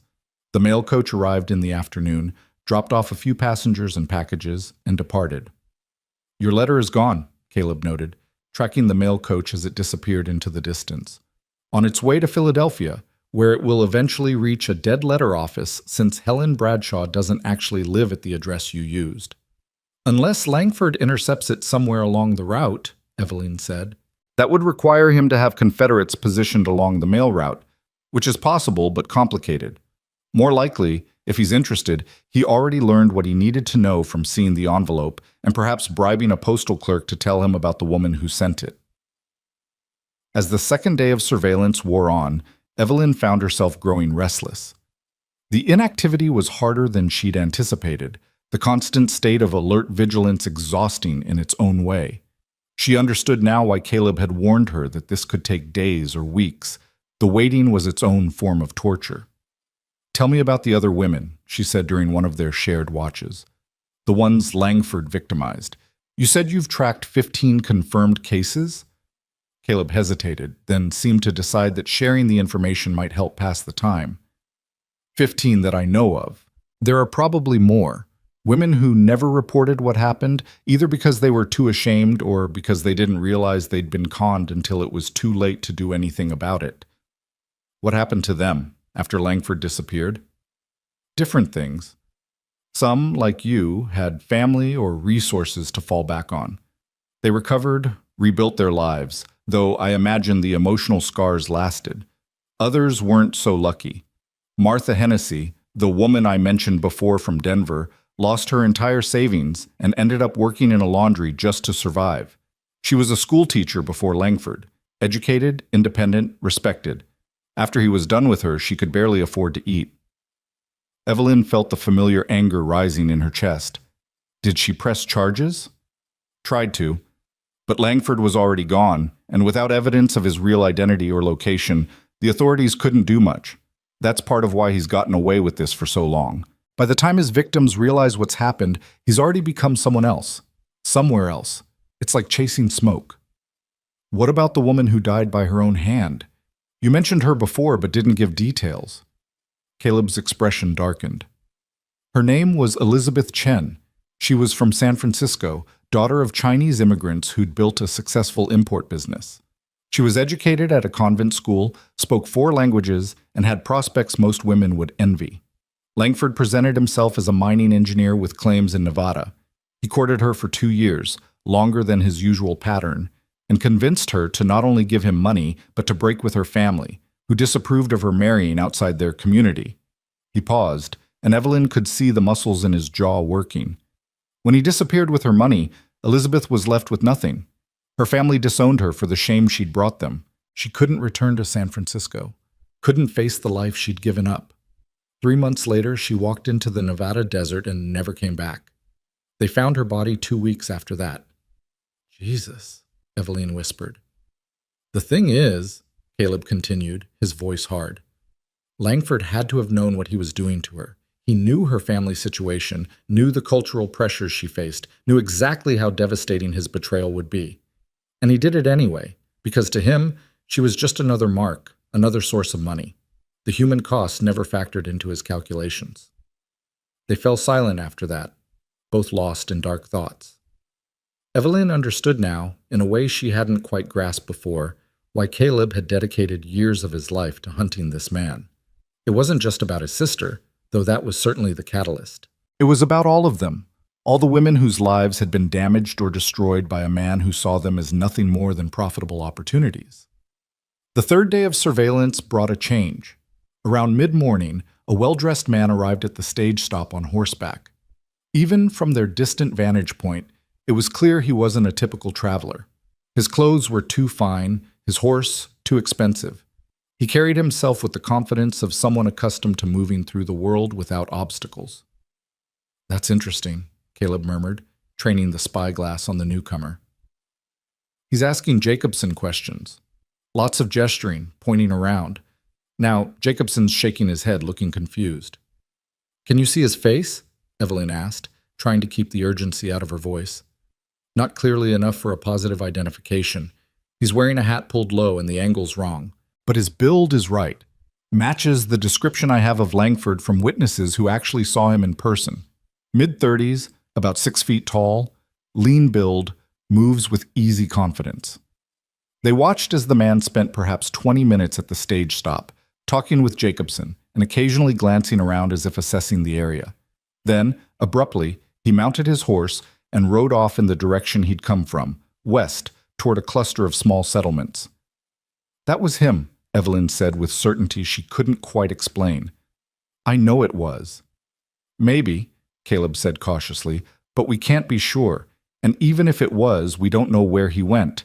There are a dozen places he could be hiding in that direction. So we follow him. We can't. By the time we break camp and get down there, he'll be long gone, and if he is Langford, he'll be watching for pursuit. If we tip our hand too early, he'll disappear. Evelyn wanted to scream with frustration. They were so close. She could feel it. But Caleb was right. Rushing in without a plan would only spoil everything they'd worked for. What do we do then? She asked, forcing herself to speak calmly. We wait a little longer, see if he comes back. If that was Langford, and if he believed your letter was genuine, he'll need to develop a plan for approaching you. He's not going to just walk up and reintroduce himself. He'll need a new angle, a new story. That takes time. They maintained their watch through the rest of the day and into the evening. The well-dressed stranger didn't return, but Evelyn noticed something else. Around sunset, a different man appeared, younger and less refined than the first. He didn't enter the stage stop, just loitered nearby for a while, smoking a cigarette and apparently watching the building. Look out, Caleb said, identifying the man's purpose immediately. Someone's keeping an eye on the place. The question is whether it's related to our operation or something else entirely. Could Langford have hired someone to watch for him? Possible. He's used accomplices before, though usually for more active roles. Having someone simply observe and report is more sophisticated than his typical methods, but he's had years to refine his approach. The young man eventually left, disappearing into the gathering darkness. Caleb made careful notes about his appearance, height, weight, distinguishing features, the direction he'd gone. Everything might be relevant later, or none of it might matter. That was the uncertainty they lived with. On the fourth day, Evelyn was starting to think the entire plan had been a failure when things finally shifted. It was early afternoon, the sun beating down with autumn warmth, when a woman arrived at the stage stop in a small buggy. She was well dressed, clearly not a typical frontier traveler, and she carried herself with purpose. Caleb tensed immediately. That's new. Through the spyglass, they watched as the woman entered the stage stop and emerged a short time later with Jacobson. The two of them stood outside, the woman gesturing animatedly, Jacobson shaking his head and looking bewildered. Finally, the woman pressed what looked like money into Jacobson's hand, and his demeanor changed. He nodded, disappeared inside, and returned with what appeared to be a letter. "She's asking about you," Caleb said, his voice tight with controlled excitement. "She just bought information from Jacobson. Now she's reading something, probably your letter to Bradshaw. Jacobson must have kept it, or made a copy before sending the original." "Can a postal clerk do that? Isn't that illegal?" "Extremely illegal. But Jacobson isn't technically a postal clerk. He just handles mail as part of running the stage stop. And if someone offers him enough money, apparently his scruples are negotiable." They watched as the woman read the letter, nodded with satisfaction, and handed it back to Jacobson. She spoke to him for a few more minutes, then returned to her buggy and drove off, heading west, in the same direction the well-dressed man had gone. "What just happened?" Evelyn asked, trying to make sense of what they'd witnessed. "If I had to guess, that was Langford's way of confirming the letter was legitimate. He sent a woman, maybe a wife or partner, maybe just someone he hired, to verify the story. Women attract less suspicion, especially in situations like this. Jacobson would be more likely to talk to a sympathetic woman asking about another woman in distress than he would to a man asking questions. So now Langford knows I'm supposedly waiting here, alone and vulnerable, with at least some money left. Exactly, which means the next move is his. He'll develop an approach. Some new identity, some new story to explain why Thomas Langford never showed up. But this other man is here to help you." Caleb lowered the spyglass and looked at Evelyn. "This is where it gets dangerous. If he comes back, he'll be looking for you. And when he doesn't find you at the stage stop, he's going to start asking harder questions." "So we need to give him a target he can find," Evelyn said, understanding dawning. "We need me to actually be at the stage stop when he comes looking." "Absolutely not," Caleb said flatly. "That wasn't part of the plan. The plan was to draw him out, and it's working. But if he arrives and I'm not there, he'll know something is wrong. We'll lose him. We'll find another way." "There isn't another way," Evelyn interrupted, surprised by her own vehemence. "You said yourself he's cautious, careful, smart. If anything seems off, he'll disappear. The only way this works is if I'm there, if everything appears exactly as the letter suggested. Me, alone, waiting for a stage, vulnerable and desperate." "With me hidden nearby," Caleb countered. "The moment he approaches you, I move in. But Evie, you need to understand what you're agreeing to. Langford is dangerous. We don't know how he'll react when confronted. We don't know if he's armed, if he has backup, if he'll try to take you hostage or worse." "I understand the risks," Evelyn said, though her hands were trembling slightly. "And I'm still willing to take them. This man destroyed my life, Caleb. He destroyed your sister's life. How many more women are we going to let him hurt because we're too cautious to take necessary risks?" They stared at each other, wills clashing in the afternoon heat. Finally, Caleb looked away. "You're as stubborn as Caroline was," he muttered. "All right, but we do this smart. We set up properly, we have escape routes planned, and at the first sign of real danger, you run. Not negotiate, not try to help me, just run. Can you promise me that?" "I promise," Evelyn said, and meant it. She wanted justice, but she wasn't suicidal. They spent the next several hours planning in meticulous detail. Caleb would position himself inside the stage stop, hidden but close enough to intervene immediately if needed. Evelyn would be outside, visible, playing the role of a woman waiting for transportation. They developed signals.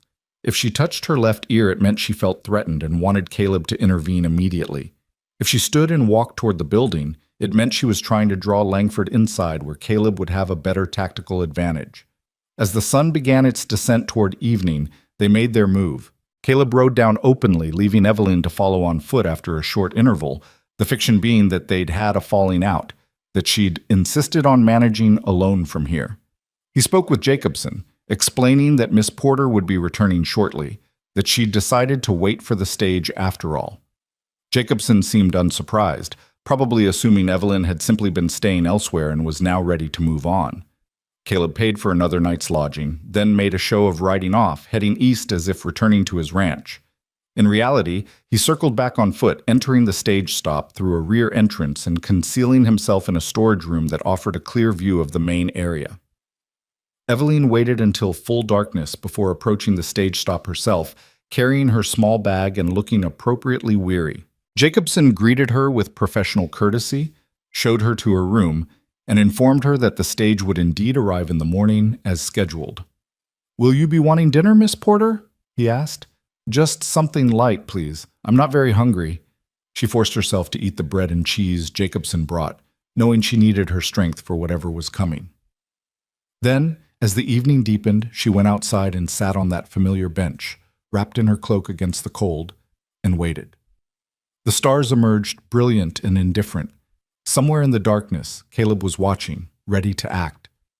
Somewhere else, possibly, Thomas Langford was planning his approach, preparing to spin new lies to a woman he believed was still under his power. Evelyn touched the small knife Caleb had insisted she carry in her pocket, a last resort, something to defend herself with if everything went wrong. She hoped desperately she wouldn't need it, but she also knew, with a clarity that came from hard experience, that hope was not a strategy. So she sat and she waited, and she prepared herself for the confrontation that was coming. Not with the naive optimism of the woman who'd first arrived at this stage stop weeks ago, but with the harder wisdom of someone who'd learned that trust had to be earned, that pretty words could hide ugly intentions, and that sometimes the only way through fear was straight into its heart. The night grew colder.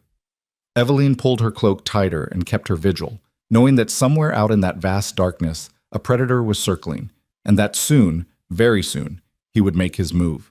He came with the dawn. Evelyn had dozed fitfully through the night, jerking awake at every sound, her hand instinctively moving to the knife in her pocket. But it wasn't until the sky began its slow shift from black to gray that she heard the distinctive sound of a horse approaching at an easy walk, unhurried and confident. She was back on the bench, had positioned herself there deliberately as soon as she'd heard the hoofbeats, wanting to appear natural, vulnerable, unguarded. Her heart hammered against her ribs, but she kept her breathing steady, her posture that of a woman resigned to waiting, not one braced for confrontation. The rider resolved out of the early morning mist like something from a dream, or perhaps a nightmare. He was exactly as Caleb had described from their surveillance, well-dressed in clothes too fine for frontier travel, sitting his horse with practiced ease, handsome in a way that was almost theatrical. His face was clean-shaven, his hair carefully groomed beneath an expensive hat, and when he smiled at her, his teeth were white and even, nothing like the photograph he'd sent her, nothing like Thomas Langford was supposed to be. "Excuse me, miss," he said, his voice cultured and warm, carrying just a hint of concern. "I hope I'm not disturbing you. Are you waiting for the morning stage?" Evelyn made herself look up slowly, as if startled from deep thought. Yes, I am." He dismounted with fluid grace, looping his reins over the hitching post. Up close, he was even more polished than he'd appeared from a distance. Everything about him spoke of education, breeding, refinement. He was exactly the kind of man who could write those beautiful letters, who could quote Wordsworth and discuss philosophy with apparent depth. "Forgive me for saying so," he continued, his eyes kind and sympathetic, "but you look as though you've had a difficult time. Is everything all right?" It was a simple opening, the kind of concerned inquiry any gentleman might make to a woman who appeared distressed. But Evelyn heard the calculation beneath it, the careful probe for information. He was testing her, seeing if she was the woman he'd been told about. "I've had better weeks," she admitted, allowing weariness to show in her voice. "I'm afraid I'm in rather an embarrassing situation." "I'm terribly sorry to hear that." He took a step closer, not threatening, just solicitous. "My name is James Blackwood. I own a ranch about 20 miles west of here. I was passing through on business and thought I'd stop for breakfast. But if there's any way I might be of assistance..." James Blackwood. A new name, a new identity, but the same predator beneath the polished exterior. Evelyn felt a cold clarity settle over her, sharpening her senses. This was him. This was Thomas Langford, or whatever his real name was.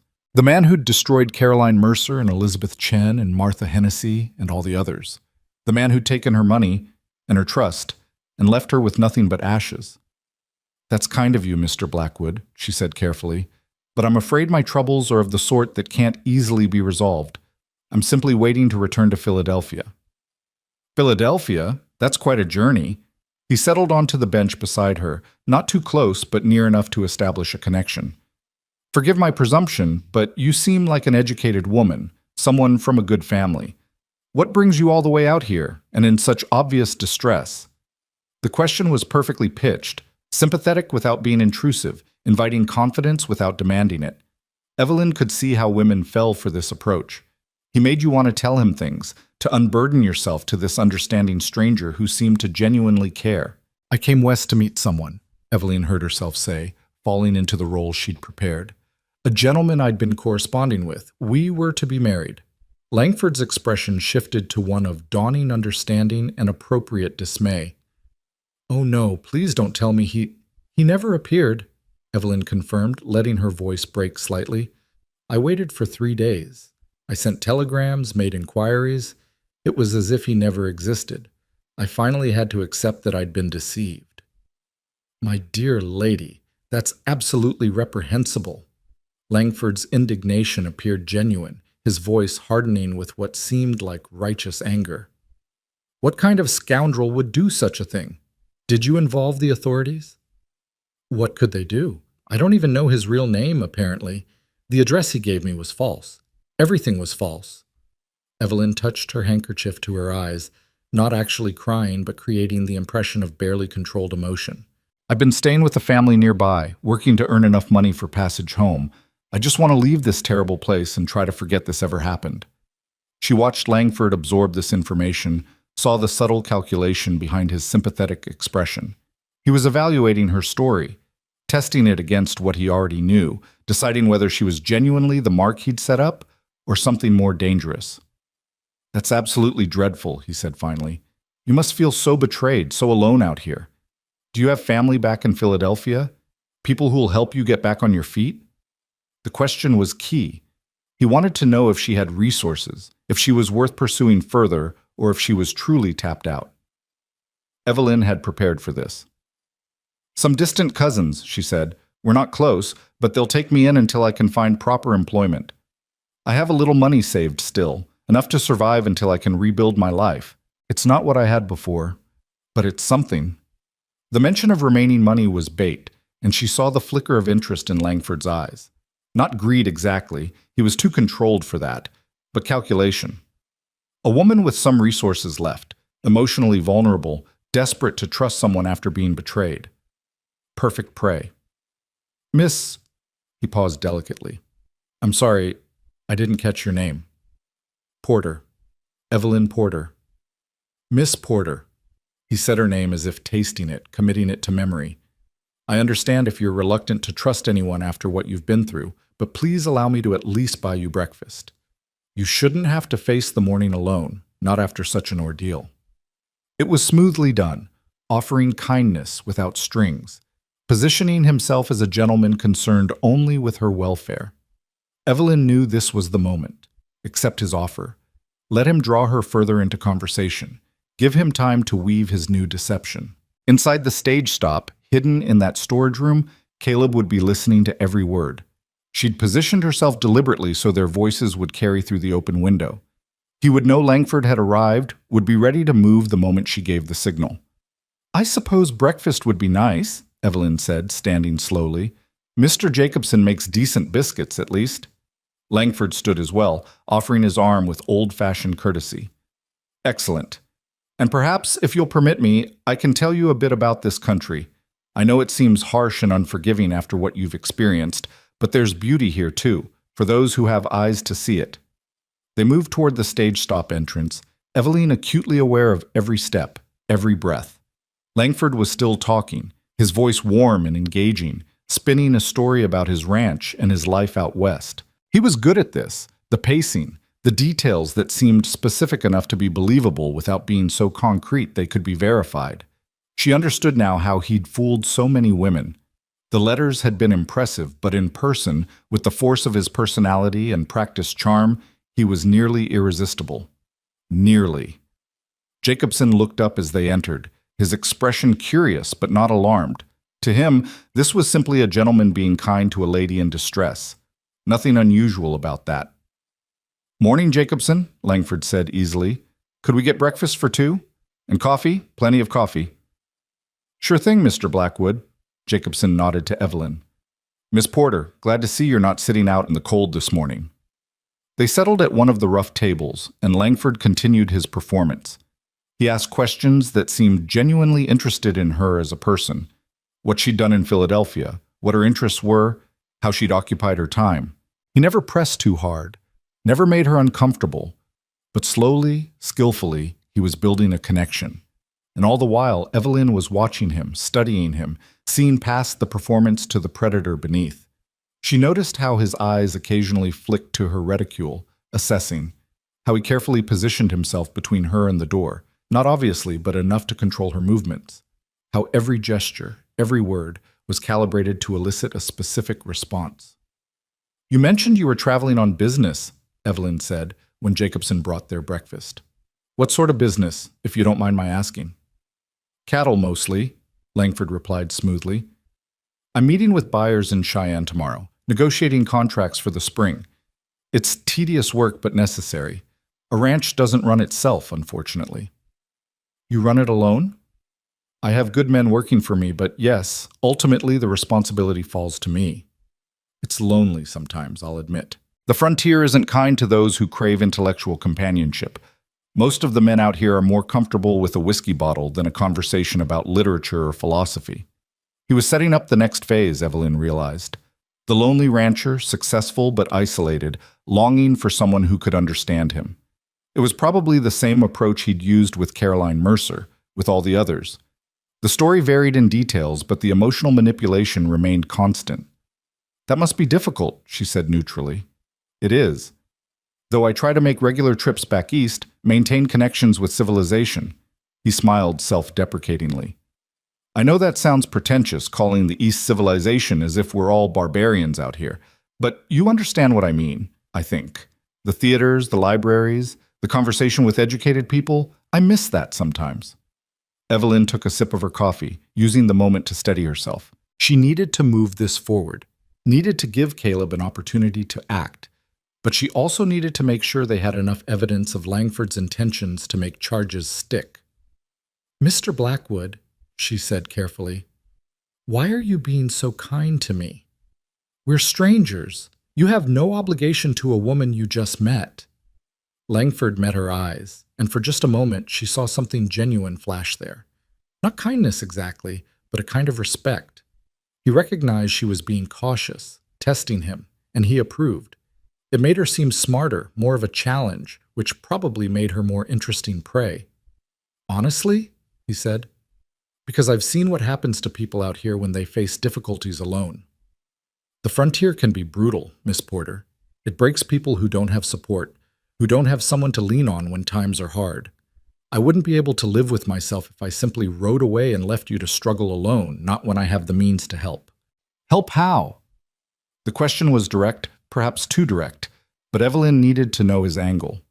"Well," Langford said thoughtfully, "I'm not suggesting anything improper, of course, but if you needed a place to stay for a few days, somewhere safe while you make arrangements for your journey home, my ranch has a guest room.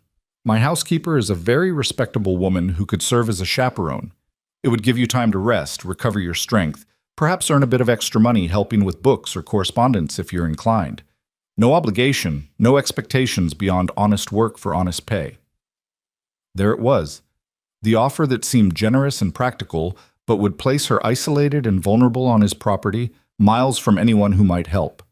She'd be dependent on him for food, shelter, transportation. Any money she had would become accessible to him through a dozen subtle manipulations. And if she refused his advances or caught on to his true nature, she'd be too far from civilization to easily escape or get help. Caroline Mercer had probably received a similar offer. Elizabeth Chen certainly had. How many others had walked into this same trap, seeing only kindness where there was actually cold calculation? That's very generous, Evelyn said slowly, but I wouldn't want to impose, It's not an imposition, Langford insisted. Truly, the house is large and I'm away much of the time anyway. You'd actually be helping me out. Like I said, I'm terrible with correspondence and bookkeeping. I could genuinely use someone with your skills. He was pushing now, sensing that he had her off balance. The offer was too good, which should have been a warning sign, but he was framing it as mutual benefit rather than charity. Evelyn could see how effective this approach must be.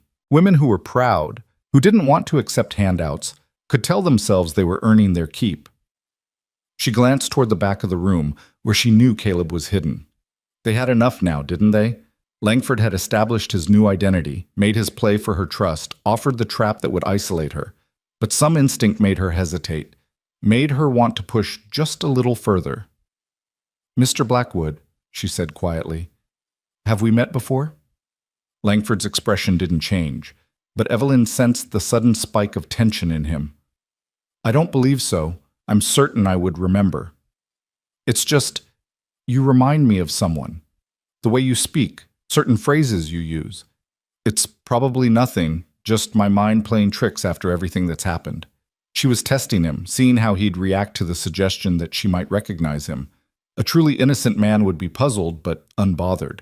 Langford's reaction was more controlled, more guarded. "We all have common mannerisms," he said smoothly, "especially those of us with similar educational backgrounds. But no, Miss Porter, I'm quite certain we haven't met. I would definitely remember a woman as remarkable as yourself." The compliment was reflexive, an automatic redirection away from dangerous territory. And in that moment, Evelyn realized something that made her blood run cold. Langford wasn't working alone this time. The woman who'd come to verify her letter, the young man who'd been watching the stage stop, they were part of his operation, which meant there might be others nearby, backup in case something went wrong. She needed to signal Caleb, needed to move this to a conclusion before Langford's confederates arrived. But before she could act, the decision was taken out of her hands. The door to the stage stop opened, and the woman from the buggy walked in. She was dressed differently now, more practically like someone who belonged in frontier country, but Evelyn recognized her immediately. The woman's eyes swept the room, took in the scene of Langford sitting with Evelyn, and something flickered across her face. Surprise? Concern? It was gone too quickly to identify. "James," the woman said, her voice carrying a note of familiarity that sent warning bells clanging in Evelyn's mind. "I've been looking for you. We need to leave soon if we're going to make Cheyenne by tomorrow." Langford's expression remained pleasant, but Evelyn saw the tightness around his eyes. This wasn't part of his plan. The woman's arrival was unexpected, possibly unwelcome. "Catherine," he said smoothly, standing to greet her. "I wasn't expecting you until later. Miss Porter, this is Catherine Wells, my business associate. Catherine, this is Miss Evelyn Porter. She's had some difficulties and I was just offering assistance." Catherine's gaze shifted to Evelyn, assessing her with an intensity that was almost physical. "How charitable of you," she said, but there was something brittle in her tone. "Miss Porter, you should know that James has a reputation for helping damsels in distress. It's quite admirable, really." The words were superficially supportive, but the subtext was clear.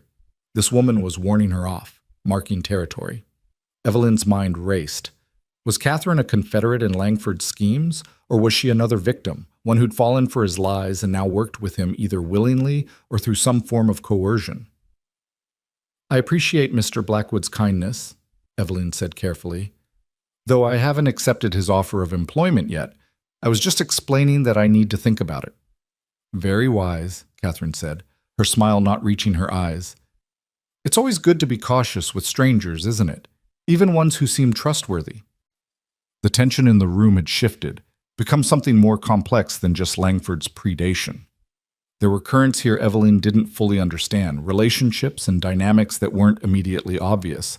But one thing was clear: Catherine's arrival had disrupted Langford's plan, made him uncertain, and uncertain men made mistakes.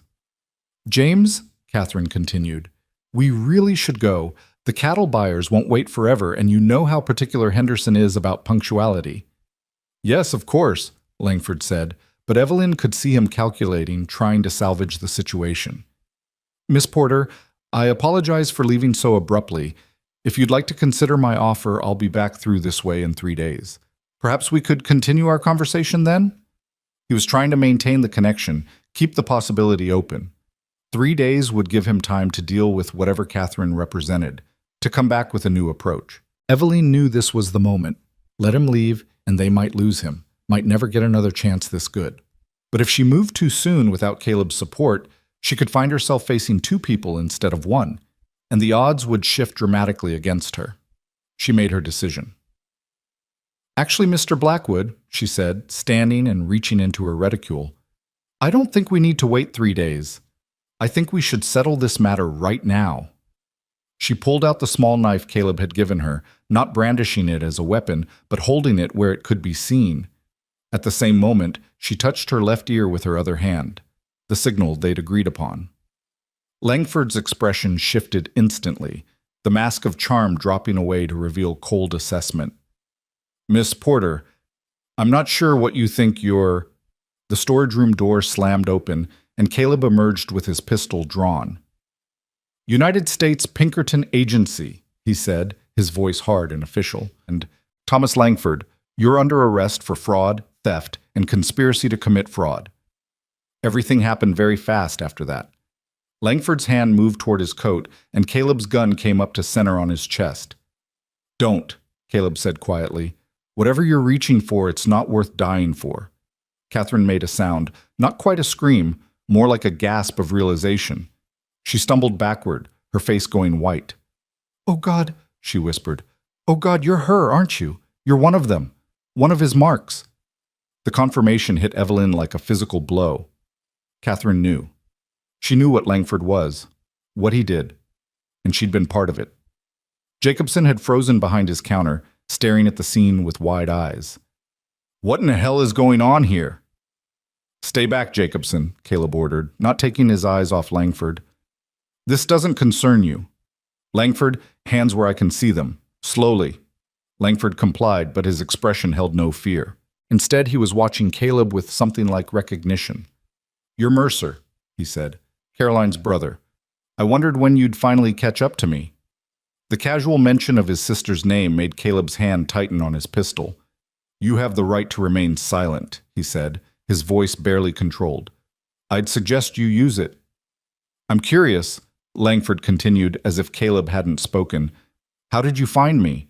I've been so careful. Was it Miss Porter? Did she somehow contact you before coming here?" "Actually," Evelyn said, finding her voice, "he found me. After you abandoned me at this very stage stop. He's been tracking you for years, waiting for you to make a mistake. And you finally did." Something flickered in Langford's eyes. Not quite regret, but perhaps a professional acknowledgement of error. "Clever," he admitted. "Using one of my own victims as bait. I should have anticipated that. But tell me, Mercer, are you prepared to kill me? Right here in front of witnesses? Because that's what it would take. I'm not going to prison. I'd rather die than spend years in a cage."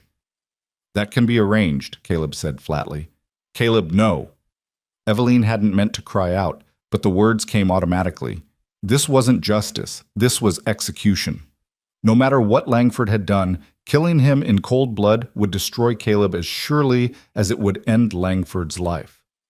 Catherine moved then, a sudden jerky motion that made both Caleb and Evelyn startle. But she wasn't going for a weapon. She was pulling something from her own bag. Papers, Evelyn realized. Documents. "I have proof," Catherine said, her voice shaking but determined.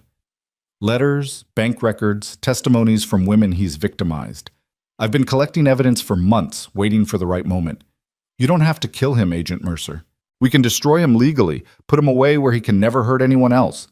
Langford's face went slack with shock.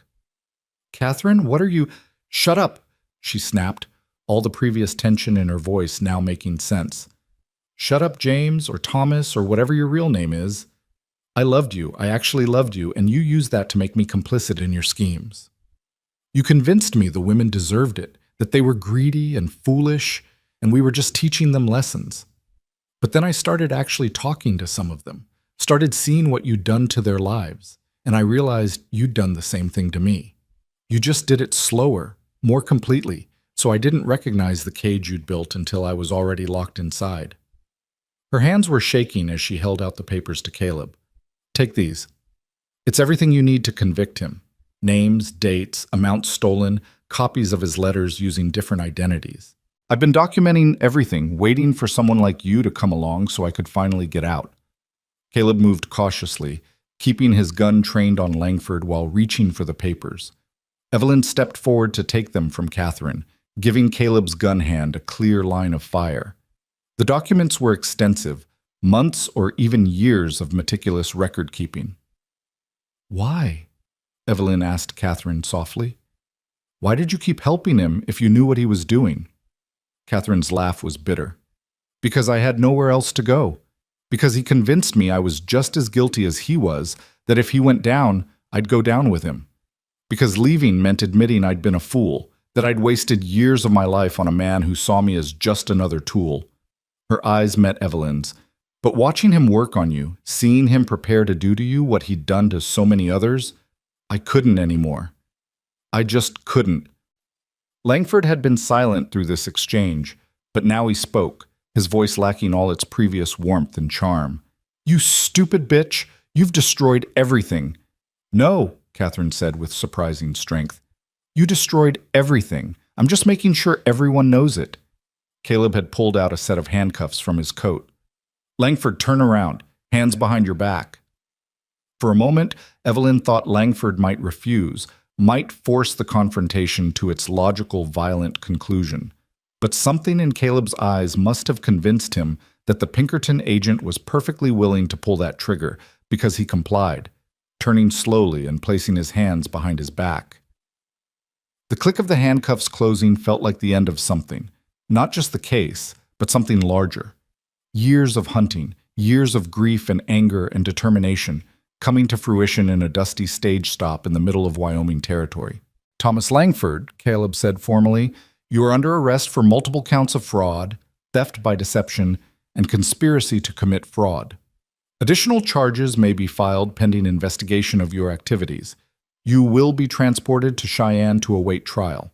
Do you understand these charges? Langford said nothing, his face carved from stone. Caleb looked at Jacobson, who was still standing frozen behind his counter. I'll need you to witness this arrest and sign a statement, and I'll need your cooperation regarding the mail fraud he committed through your establishment. I didn't know, Jacobson stammered. I swear, Agent Mercer, I didn't know what he was doing. He just offered me money for information, said he was trying to help a lady friend. We'll sort that out later, Caleb cut him off.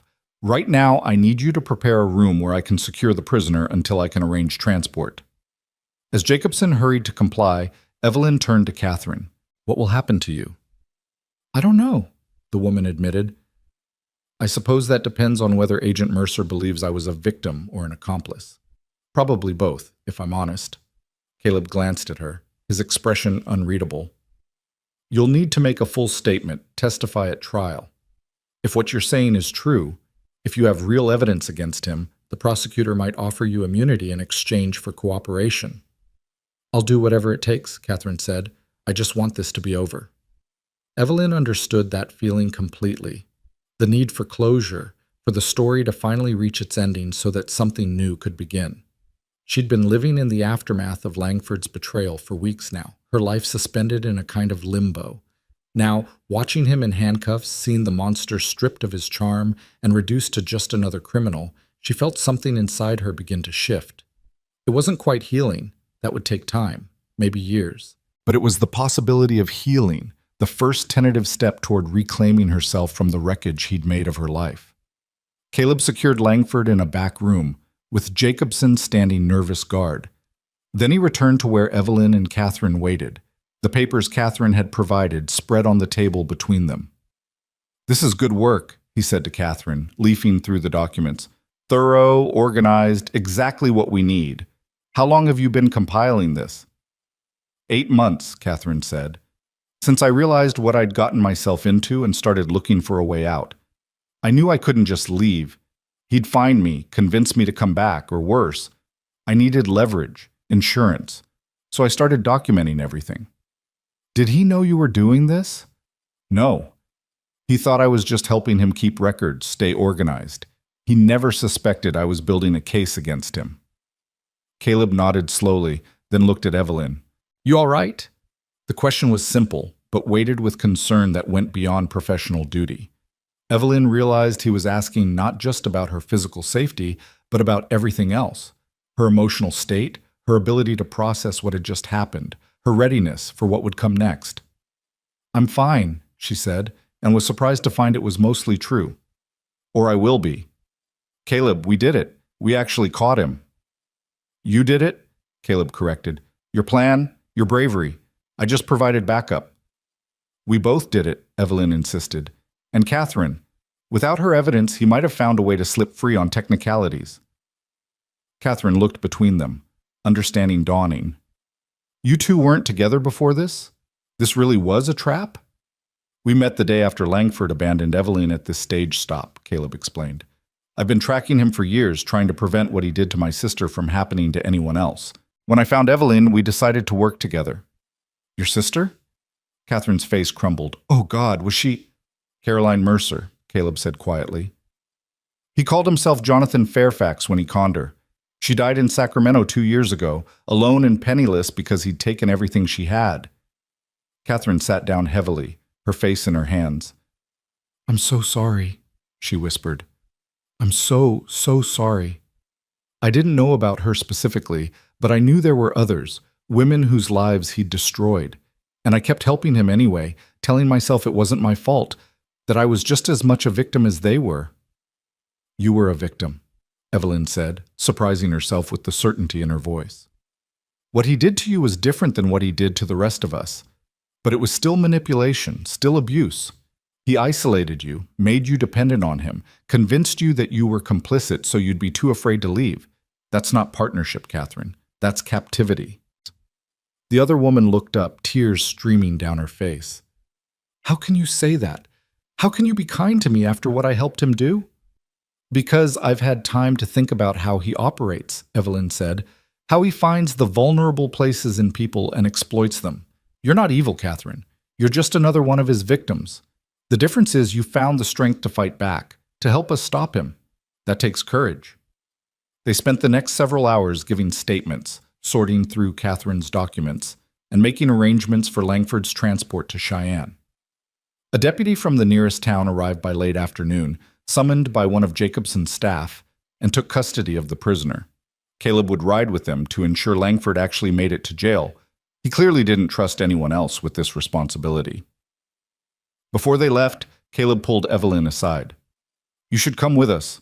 You'll need to give official testimony, and it would be safer to do it in Cheyenne, where there's proper law enforcement."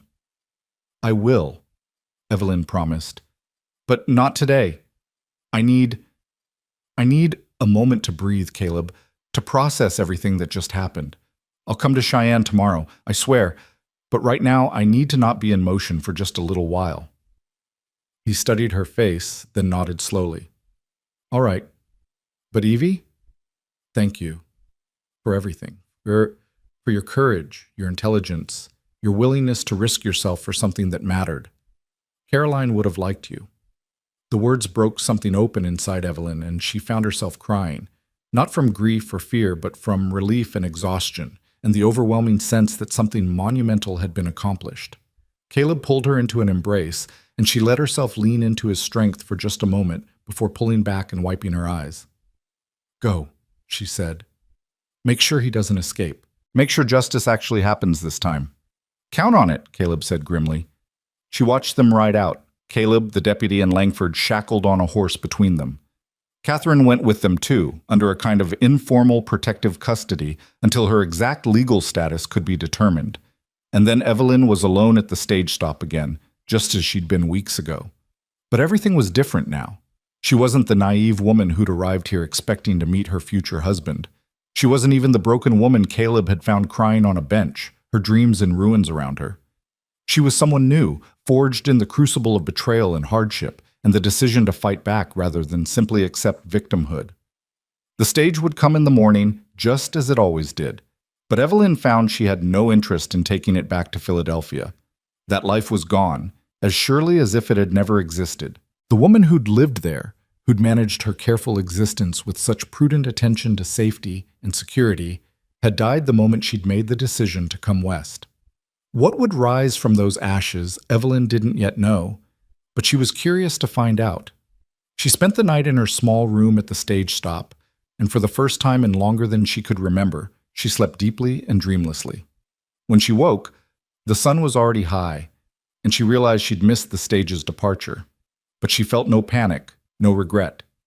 Instead, she dressed carefully, packed her few belongings, and went to find Jacobson. "I need to hire a horse," she told him. "I'm riding to Cheyenne." "Alone?" Jacobson looked doubtful. "Miss Porter, that's a long journey, and potentially dangerous." "I'll be fine," Evelyn interrupted. "I've learned I'm more capable than I thought. Now, about that horse?" An hour later, she was on the road, riding the same dappled gray mare Caleb had loaned her weeks ago. The journey would take 2 days, maybe 3, depending on conditions.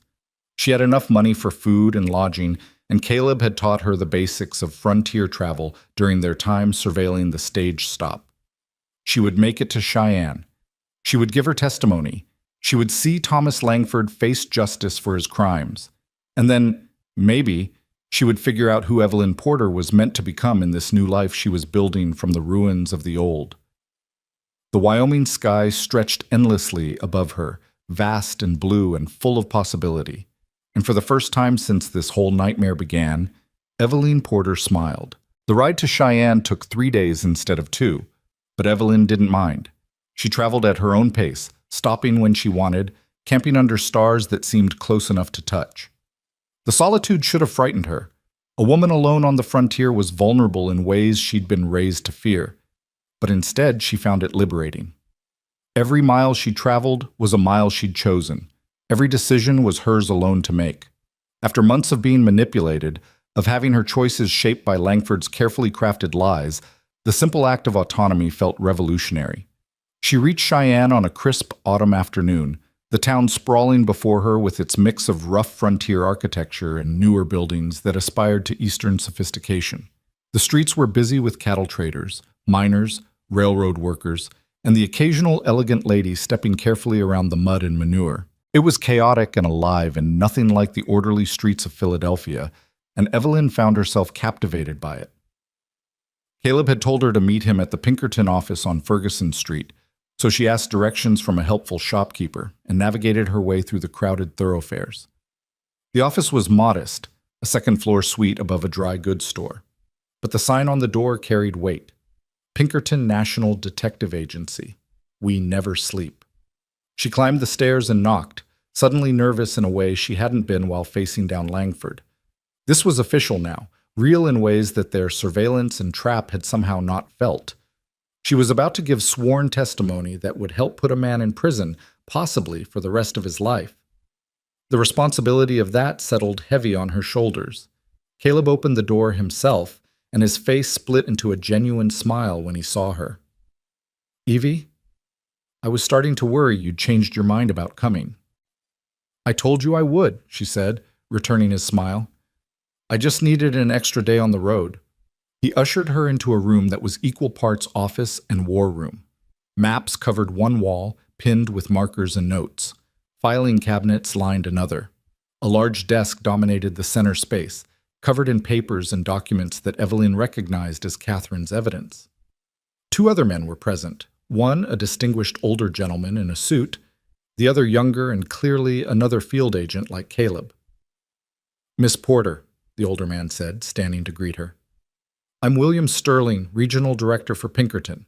Agent Mercer has told me a great deal about you. Your assistance in apprehending Thomas Langford has been invaluable." I'm glad I could help, Evelyn said, shaking his offered hand. Has he been formally charged? Multiple counts, Sterling confirmed. Mail fraud, theft by deception, conspiracy to commit fraud, and we're investigating whether we can make a case for manslaughter in relation to Caroline Mercer's death. The prosecutor believes we have a strong case, particularly with the documentation Miss Wells provided. How is Catherine? Evelyn asked. Is she being charged as well? Sterling exchanged a glance with Caleb before responding. That's still being determined. She's cooperating fully, and her testimony will be crucial to securing convictions on all counts.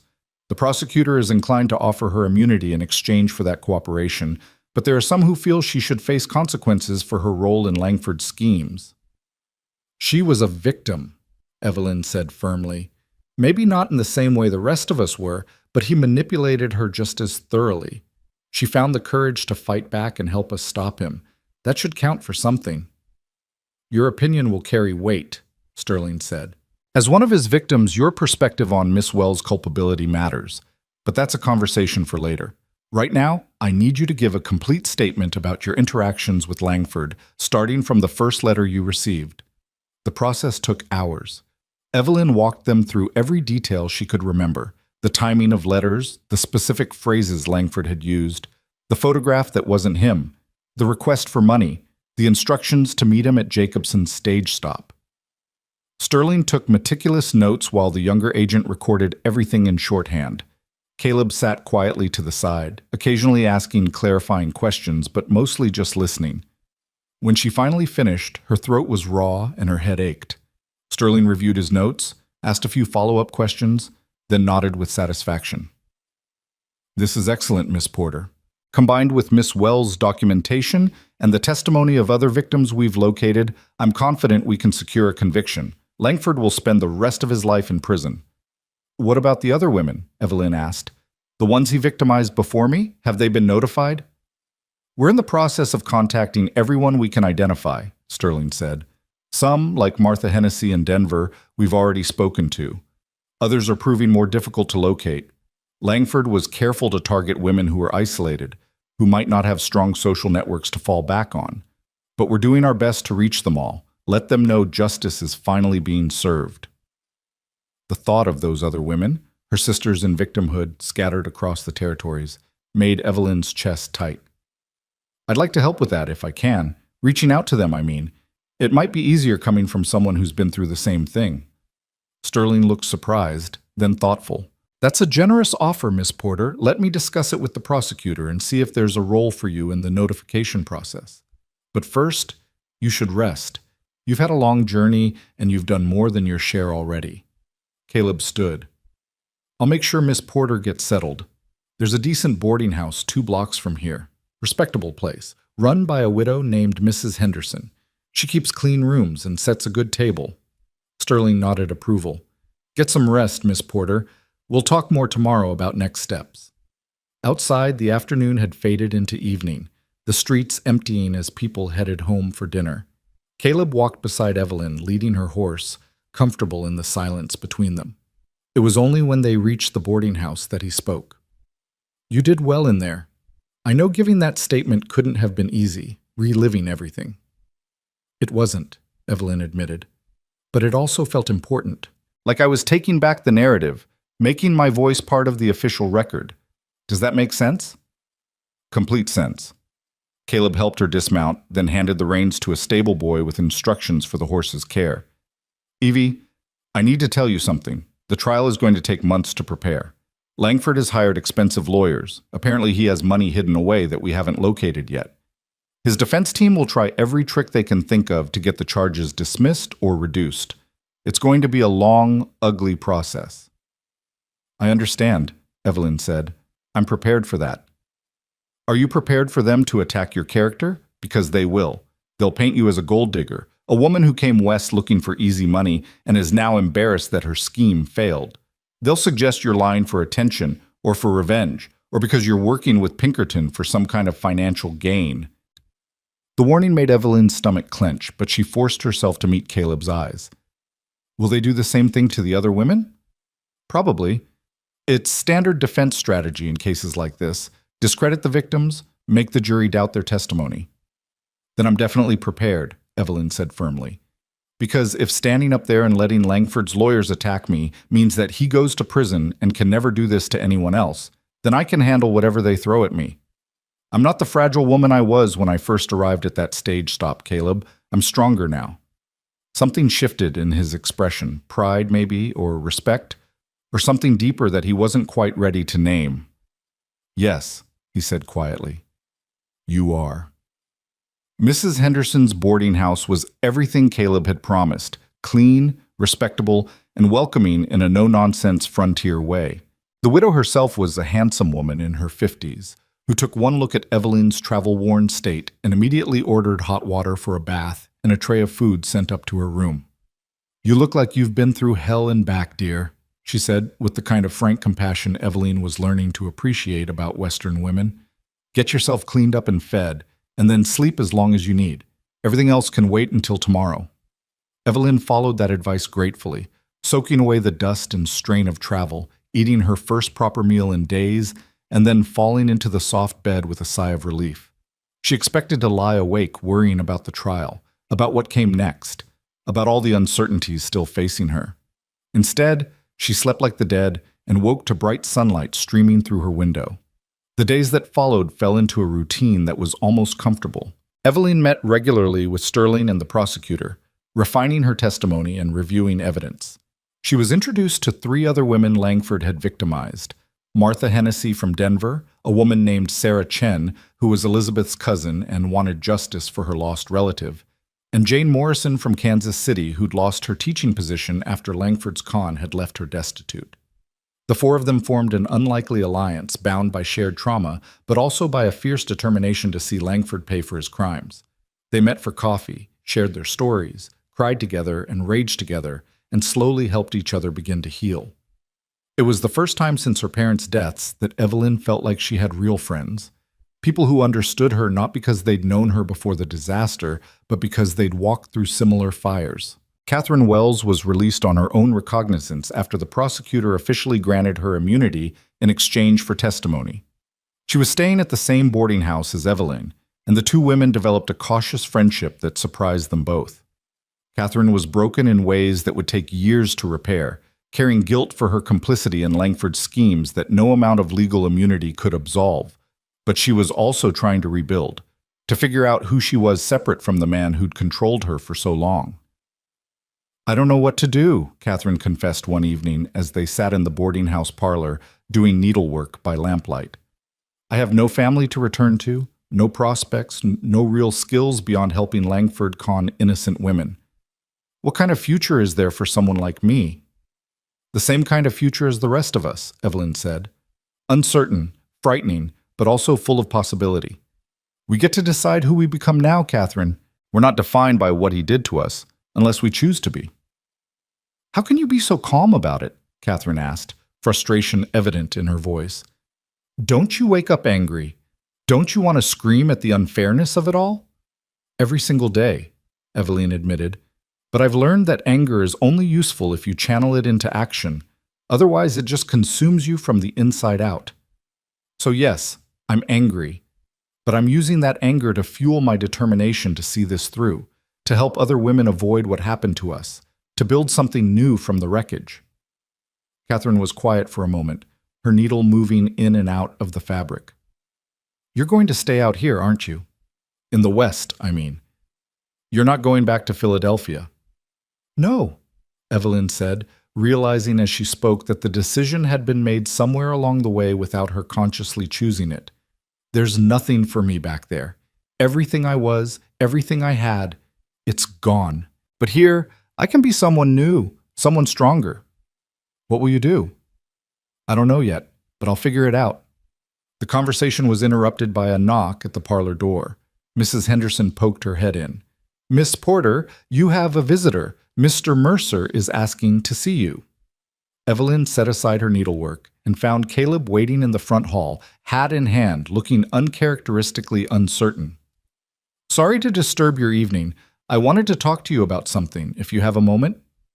Of course. Should we walk?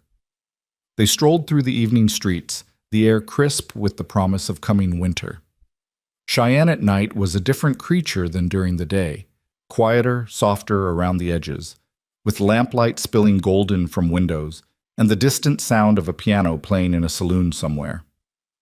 "I've been offered a new case," Caleb said, after they'd walked in silence for a few minutes. "Railroad robbery up in Montana. Good pay, probably several months of work. Sterling wants me to take it." "But you're hesitating," Evelyn observed.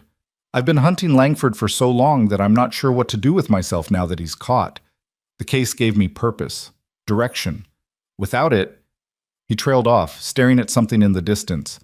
"Without it, you have to figure out who Caleb Mercer is when he's not seeking vengeance for his sister's death," Evelyn finished gently. He looked at her sharply, then slowly nodded. "Something like that, yeah.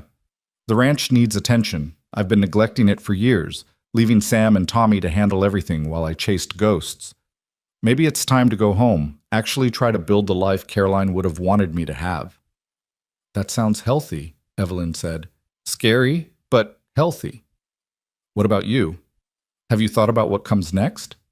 Evelyn considered the question carefully. "I want to help the other women. Not just the ones Langford victimized, but women in general who come west unprepared for how hard it can be. I was lucky. I met you before anything worse could happen to me. But there are so many others who aren't that fortunate. Women who get stranded or widowed or conned and have no resources and no support system. I want to do something about that." "What did you have in mind?" "I'm not sure exactly. Maybe some kind of organization that helps women get back on their feet after disasters, provides temporary housing, helps them find employment, offers legal assistance if they've been victimized. It would take funding, and I don't have much capital left, but Mrs. Henderson has been telling me about other women in town who might be interested in supporting something like that." Caleb was quiet, thinking. Then he said, "The ranch has more space than I need. The main house, the guest room you stayed in, even the bunkhouse when Sam and Tommy aren't using it. If you wanted to start something, you could use that as a base. Women could stay there temporarily while they figure out their next steps, work if they want to in exchange for room and board, leave when they're ready. It's isolated enough to offer safety and privacy, but close enough to town to access resources." Evelyn stopped walking, turning to face him fully. "Caleb, are you seriously offering me your ranch as a haven for displaced women?" "I'm offering partnership," he corrected. "You'd run the operation. I'm not equipped for that kind of work emotionally or practically, but I can provide the physical space, some financial backing to get started, protection if anyone needs it. And when I'm not off on cases, I can help with the practical side, repairs, transportation, dealing with any problems that need a man's authority to solve, unfortunately." "Why?" Evelyn asked, her voice barely above a whisper. "Why would you do this?" Caleb met her eyes, and in the lamplight she could see the vulnerability there, the grief he still carried for his sister mixed with something newer and more hopeful. "Because Caroline deserved someone to care when she needed help, and she didn't get it. I can't change that. But I can make sure other women do get that support. And because you're right, you're not the fragile woman I found at that stage stop. You're someone who survived something terrible and came out stronger, someone who wants to use that strength to help others. I admire that, Evie. I want to support it however I can." The offer was so unexpected, so generous, that Evelyn felt tears pricking her eyes. This wasn't romance. Caleb wasn't proposing marriage or even courtship. He was proposing something better, partnership, mutual respect, shared purpose, a foundation to build something meaningful on. "I'd need to work out the details," she said slowly. "Talk to the other women, see who might want to be involved. Figure out funding and logistics and legal structures. It could take months to set up properly." "Take the time you need," Caleb said. "The ranch isn't going anywhere, and neither am I. Well, I might be in Montana for a while, but you know what I mean." Evelyn laughed, despite the tears now flowing freely down her cheeks. "You're a good man, Caleb Mercer. Your sister would be proud of you." "I hope so," he said softly. "I really do hope so." The trial began in early December, when winter had settled over Cheyenne with serious intent. The courthouse was packed every day with newspaper reporters from as far away as San Francisco covering what had become known as the romance fraud case. Langford sat at the defense table looking distinguished and wronged, his expensive lawyers painting him as a victim of misunderstanding and vindictive women. But the prosecution had evidence that couldn't be explained away. Catherine's documentation was damning. Letters in Langford's handwriting using multiple identities, bank records showing suspicious transfers, testimonies from dozens of witnesses who'd seen him with different women in different towns. The prosecution called victim after victim to the stand, each woman telling her story of betrayal and loss. When it was Evelyn's turn to testify, she walked to the witness stand with her head high and her voice steady. Langford's lawyer tried to rattle her, suggesting she'd been a willing participant in some kind of scheme, that she'd known all along what she was getting into and was now crying victim for attention. Mr. Langford presented himself as an honest rancher looking for an educated wife, Evelyn said calmly. He quoted poetry, discussed philosophy, created the illusion of a thoughtful, cultured man. The persona he crafted was designed specifically to appeal to women like me, educated, independent, careful. If I'd received letters from someone who seemed too good to be true, I would have been suspicious. But Mr. Langford was smart enough to include flaws in his character, to mention difficulties and challenges, to make himself seem real. That's what made him so dangerous, and that's why so many intelligent women fell for his lies. The lawyer tried to press her further, but Evelyn held her ground, refusing to be shamed or intimidated. When she finally stepped down from the witness stand, she caught Caleb's eye in the gallery. He nodded once, a small gesture of approval and respect, and Evelyn felt a surge of pride. She'd done it. She'd faced her attacker in open court and refused to let him make her small. The other women testified with similar strength. Martha Hennessy, who'd lost everything and rebuilt from nothing, spoke about the long-term impact of Langford's fraud on her ability to trust anyone. Sarah Chen read a letter her cousin Elizabeth had written before walking into the desert, a heartbreaking document that had the entire courtroom in tears. Jane Morrison detailed how Langford's con had cost her not just money, but her teaching career and her reputation in her community. And then Catherine Wells took the stand, and the entire dynamic shifted. She was a devastating witness, speaking with brutal honesty about how Langford had groomed her over years, slowly drawing her into his schemes by making her feel complicit, making her believe she couldn't leave because she was just as guilty as he was. She detailed his methods in clinical detail, how he researched potential victims, how he crafted different personas for different women, how he moved money through various banks to avoid detection. She even produced a journal she'd kept, recording his techniques with an almost academic detachment. "Why did you keep this journal?" the prosecutor asked. "Because I was looking for a way out," Catherine said, her voice steady despite the tears streaming down her face. "Because I knew what we were doing was wrong, but I felt trapped. So I documented everything, thinking that maybe someday I'd be brave enough to turn him in, or someone would catch him and I'd have evidence to offer. I wanted insurance, but I also wanted proof that I wasn't crazy, that what was happening to me was real manipulation and not just my imagination." Langford's lawyers tried to discredit her, painting her as a scorned lover seeking revenge. But Catherine refused to be shaken, calmly responding to every attack with facts and documentation that couldn't be disputed. The trial lasted 3 weeks. In the end, the jury deliberated for less than 4 hours before returning guilty verdicts on all counts.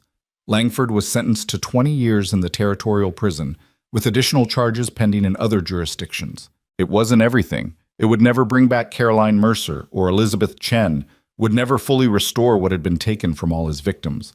But it was justice, real and concrete and permanent. Outside the courthouse, Evelyn stood with the other women, all of them crying and laughing and holding on to each other in the cold December air. Reporters shouted questions, but Evelyn ignored them, focused entirely on this moment of collective triumph. They'd done it. They'd faced their abuser in court, told their truths, and seen justice prevail. Caleb emerged from the courthouse and made his way through the crowd to where Evelyn stood. He didn't say anything, just pulled her into an embrace that she returned fiercely, both of them holding on as if anchoring each other against a storm. "Thank you," she whispered into his shoulder, "for everything, for finding me, for believing me, for helping make this happen." "You did this," he said firmly, pulling back to look at her. "All of you. I just provided the badge and the resources. The courage was all yours." The winter passed in a blur of planning and preparation. Evelyn worked with Martha, Sarah, and Jane to develop a formal structure for what they were calling the Frontier Women's Aid Society. Catherine, seeking redemption through action, threw herself into the project as well, using her organizational skills to help establish procedures and protocols. They secured funding from several wealthy women in Cheyenne who'd been moved by the trial coverage, and within 3 months they'd opened their first shelter in the main house of Mercer Ranch. Caleb was in Montana on his railroad case, but he'd left instructions with Sam and Tommy to provide whatever support the women needed. The two ranch hands took to the expanded household with surprising grace, treating the temporary residents with respectful deference and helping with heavy labor when needed.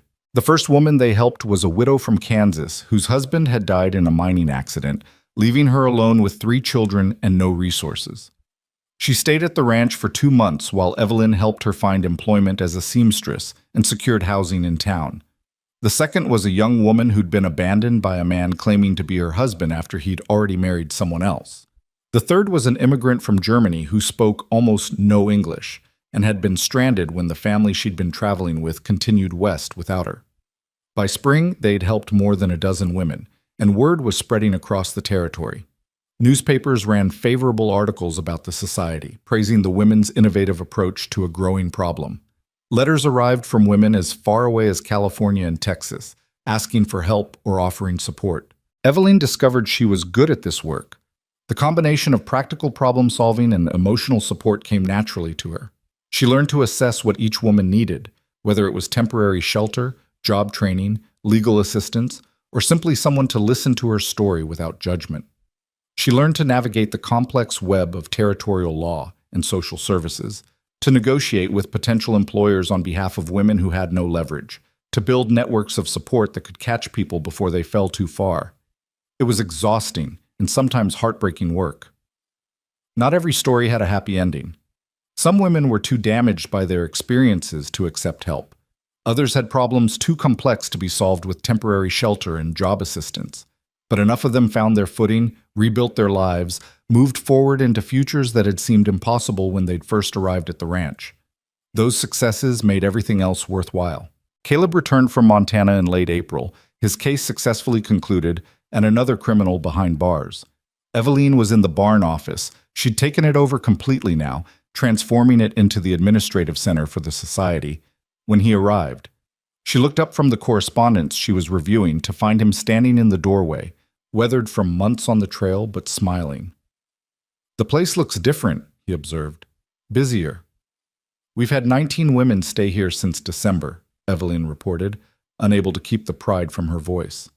14 have moved on to independent situations. 3 are still here, working and saving money. 2 decided to return to their families back east, and we helped arrange their passage." "That's remarkable, Evie. You've built something real here." "We've built something," she corrected. "This wouldn't exist without your support, without you believing in the idea enough to offer your home."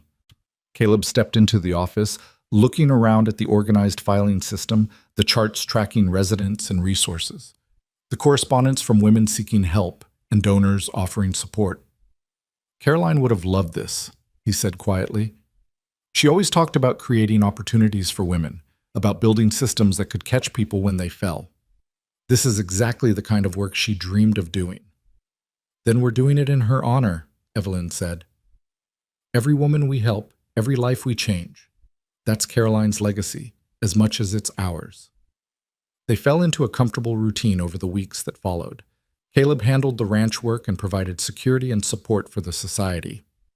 Evelyn managed the shelter program and continued expanding their network. They worked together easily, anticipating each other's needs and communication styles, building something that was greater than the sum of its parts. The other women noticed, of course. Martha took to calling them the most unmarried married couple in Wyoming, which made Evelyn blush and Caleb studiously avoid commenting. But the truth was, their relationship had evolved into something neither of them quite knew how to name. It wasn't romance in the traditional sense. There were no passionate declarations or stolen kisses. But there was intimacy nonetheless, the deep knowledge that came from shared purpose and mutual respect. They took long walks together in the evenings, discussing the day's challenges and planning for the future. They sat by the fire after everyone else had gone to bed, sometimes talking, sometimes simply existing in comfortable silence. They knew each other's fears and dreams, their wounds and their healing, their darkness and their light. It was Catherine who finally forced the issue, cornering Evelyn in the kitchen one morning while Caleb was out checking fence lines. "You're in love with him," she said without preamble.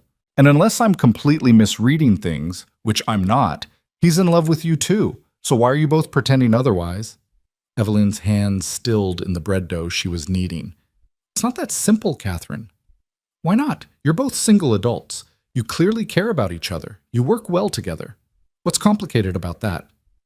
Everything we've built here is based on partnership, on mutual respect and shared goals. If we introduce romance into that, it changes the dynamic. What happens if things don't work out?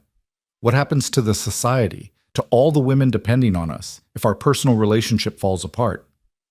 Catherine leaned against the counter, studying her friend's face. "You're scared," she said softly, "and I understand why. Langford taught all of us to be terrified of trust, of vulnerability, of opening ourselves up to the possibility of being hurt again. But Evie, Caleb isn't Langford. He's proven that over and over. He found you at your lowest point and helped you stand back up without demanding anything in return. He supported your dreams, respected your autonomy, treated you as an equal partner. That's not manipulation. That's just love." The words hit Evelyn with unexpected force. She'd been so focused on rebuilding herself, on proving she was strong and independent and didn't need anyone, that she'd missed what was right in front of her. Caleb had been showing her love through actions for months now, the quiet support, the unwavering belief in her capabilities, the way he made space for her to become who she was meant to be. And she loved him back. Not the desperate, needy love she'd thought she felt for Thomas Langford, but something deeper and more real. A love built on knowledge and respect, on shared trauma and shared purpose, on the slow accumulation of ordinary moments that added up to extraordinary partnership. "What do I do?" Evelyn asked, her voice barely audible. "You tell him," Catherine said simply. "You take the risk, knowing it might not work out perfectly, trusting that whatever happens, you'll both handle it with the same grace and maturity you've shown in everything else. You deserve happiness, Evie. You both do. Don't let fear steal that from you." That evening, Evelyn asked Caleb to walk with her to their usual spot, a rise overlooking the valley where they'd first talked about creating the society. The spring air was soft and warm, carrying the scent of new grass and wildflowers. The sun was setting, painting the sky in shades that reminded Evelyn of that first sunset at Jacobson's stage stop, when her life had been at its lowest point. How far she'd come since then. How much she'd changed. "I need to tell you something," she said, her heart pounding so hard she was certain Caleb could hear it. "And I need you to just listen until I'm finished, because if you interrupt, I might lose my courage." Caleb's expression shifted to concern, but he nodded. "All right." Evelyn took a deep breath. "When you found me at that stage stop, I was broken. Not just financially, though I was certainly that too, but emotionally, spiritually. Langford had taken everything I thought I knew about myself and shattered it. I didn't trust my own judgment anymore. I didn't trust anyone or anything. I was drowning, Caleb, and I didn't even realize it until you threw me a lifeline." She paused, gathering her thoughts. "Over these months, you've helped me rebuild myself into someone stronger than I ever was before. You've believed in me when I didn't believe in myself. You've supported my dreams without trying to control them. You've treated me as an equal partner in building something that matters, and somewhere along the way, I fell in love with you." Caleb drew in a sharp breath, but he didn't interrupt, honoring her request. "I'm terrified to tell you this," Evelyn continued, her voice trembling now, "because what if I'm wrong? What if I'm misreading friendship for something more? What if loving you means losing this partnership we've built, this work that matters so much? But I'm more terrified of never telling you, of letting fear dictate my choices the way I did when I trusted Langford's lies. So here's the truth. As scary as it is, I love you, Caleb Mercer. Not because you saved me, but because of who you are. Your integrity, your strength, your gentleness with wounded things, the way you carry your grief with dignity, the way you've transformed your pain into purpose. I love all of it, all of you. And I needed you to know that even if you don't feel the same way. She finally fell silent, her heart in her throat, waiting for his response. Caleb was staring at her with an expression she couldn't quite read. Surprise, certainly, but also something else. Something that made hope flutter in her chest. "Evie," he said finally, his voice rough with emotion. "Can I talk now?" She nodded, not trusting her voice. "I've been in love with you for months," he said simply. "Probably since that night we camped under the stars on the way back from Jacobson's, when you asked me about Caroline and actually listened to my answer, really heard what I was saying. I've been in love with your courage, your resilience, the way you refused to let what Langford did define who you became. I've watched you transform pain into purpose, watched you build something beautiful from the ruins of your life, and I've been in awe of you every single day." He stepped closer, his hands coming up to frame her face with a gentleness that made tears spring to her eyes. "But I didn't say anything because I was afraid too. Afraid you'd think I was taking advantage of your vulnerability. Afraid of ruining what we'd built together. Afraid that loving you meant I was trying to replace what Langford destroyed, when what I really wanted was to stand beside you as you created something entirely new." "Caleb," Evelyn whispered, his name a prayer and a promise. "I love you," he said, his storm gray eyes holding hers with an intensity that stole her breath. "Not because I saved you. You saved yourself, Evie. You did that. But because you're brilliant and brave and you make me want to be better than I am. Because you understand grief without being consumed by it. Because you've taken your worst experiences and used them to help others. Because when I imagine my future, every version of it has you in it."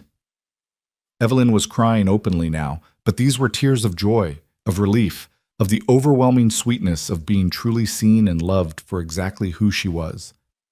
"So what do we do now?" she asked. Caleb smiled, that rare, full smile that transformed his entire face. "Whatever we want. We can take this slow, figure things out as we go. We can keep building the society and see where this leads us. Or," he paused, suddenly looking uncertain, "or we could get married, make this partnership official in every way. I'm not trying to rush you. We have all the time in the world. But I want you to know that's what I want eventually, Evie. A life with you. A future built together. Whatever shape that takes." "I want that too," Evelyn said, and felt the rightness of it settle into her bones. This wasn't the desperate grab for security she'd made with Langford. This was a conscious choice made from strength, not weakness. A partnership of equals who'd chosen each other with full knowledge and open eyes. "But let's take our time. Let's court properly, get to know each other outside of crisis and trauma. Let's build something sustainable." "That sounds perfect," Caleb agreed. Then, with a hesitancy that was somehow endearing, he asked, "May I kiss you?" Evelyn laughed, giddy with happiness and relief and the sheer rightness of this moment. "Yes," she said. "Yes, you absolutely may." The kiss was gentle at first, tentative, both of them learning each other, but it deepened into something more passionate, more certain, both of them pouring months of unspoken feeling into the contact.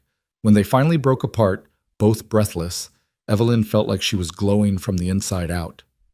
"No more waiting," she whispered, echoing the words Caleb had said to her all those months ago at the stage stop.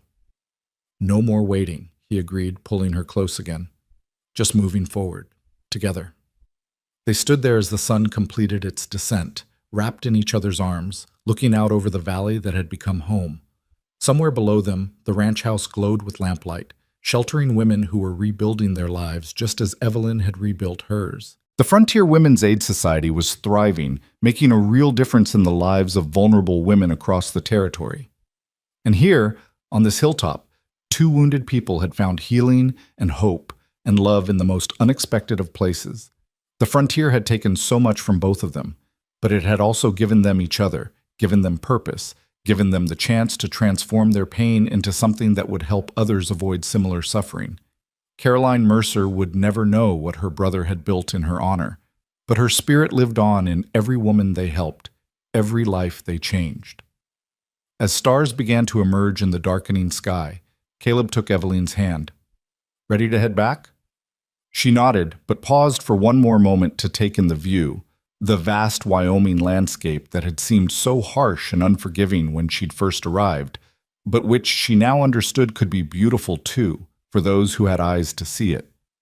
"I'm ready," she said finally, "for all of it, the work, the challenges, the future, as long as we face it together."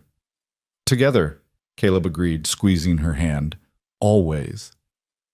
They walked down the hill hand in hand toward the lights of home and the life they were building together.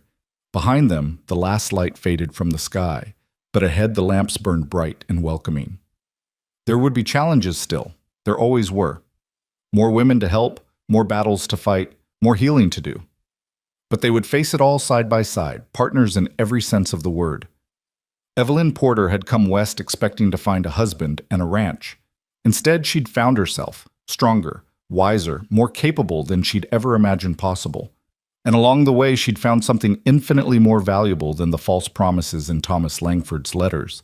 She'd found real love, built on truth and respect and shared purpose. She'd found a home, not in a place, but in the work that mattered and the man who stood beside her. She'd found her future, and it was brighter than any dream she'd dared to dream back in Philadelphia. The woman who'd sat crying on that bench at Jacobson's stage stop would barely recognize the woman she'd become. And that, Evelyn thought, as she and Caleb entered their home together, was exactly as it should be. She'd stopped waiting for someone else to give her life meaning. She'd created that meaning herself, on her own terms, in partnership with someone who valued her for exactly who she was. No more waiting, no more tears, just forward motion, purpose, and love. The Wyoming Territory had been harsh with her at first, testing her strength and resolve. But she'd passed every test, emerged from every trial stronger than before. And now, finally, she was home. Not the home she'd imagined, but the one she'd built with her own hands, her own courage, her own refusal to let tragedy define her. As they sat down to dinner with the other women, Evelyn looked around the table at the faces gathered there. Catherine rebuilding her sense of self, Martha planning to open her own business, Sarah working to establish a scholarship in her cousin's name, and half a dozen others in various stages of healing and transformation. This was her family now, chosen rather than inherited. This was her legacy, more valuable than any inheritance her parents had left her. And this was her story, not the one Thomas Langford had tried to write for her, but the one she'd written herself. A story of survival and resilience, of finding strength in the aftermath of betrayal, of transforming pain into purpose. A story that was far from over, with chapters yet to be written and adventures still to come. But for now, in this moment, with Caleb's hand warm in hers and hope bright in her heart, Evelyn Porter was exactly where she was meant to be. The journey that had begun in tears and abandonment had led her here, to this table, this home, this life. And she wouldn't change a single painful step of it, because every hardship had shaped her into someone capable of claiming the happiness she now held. The cowboy had ridden up and said no more waiting, and Evelyn had believed him. She'd stopped waiting for someone else to rescue her and had rescued herself instead, and in doing so, she'd found everything she'd been searching for and so much more. The end.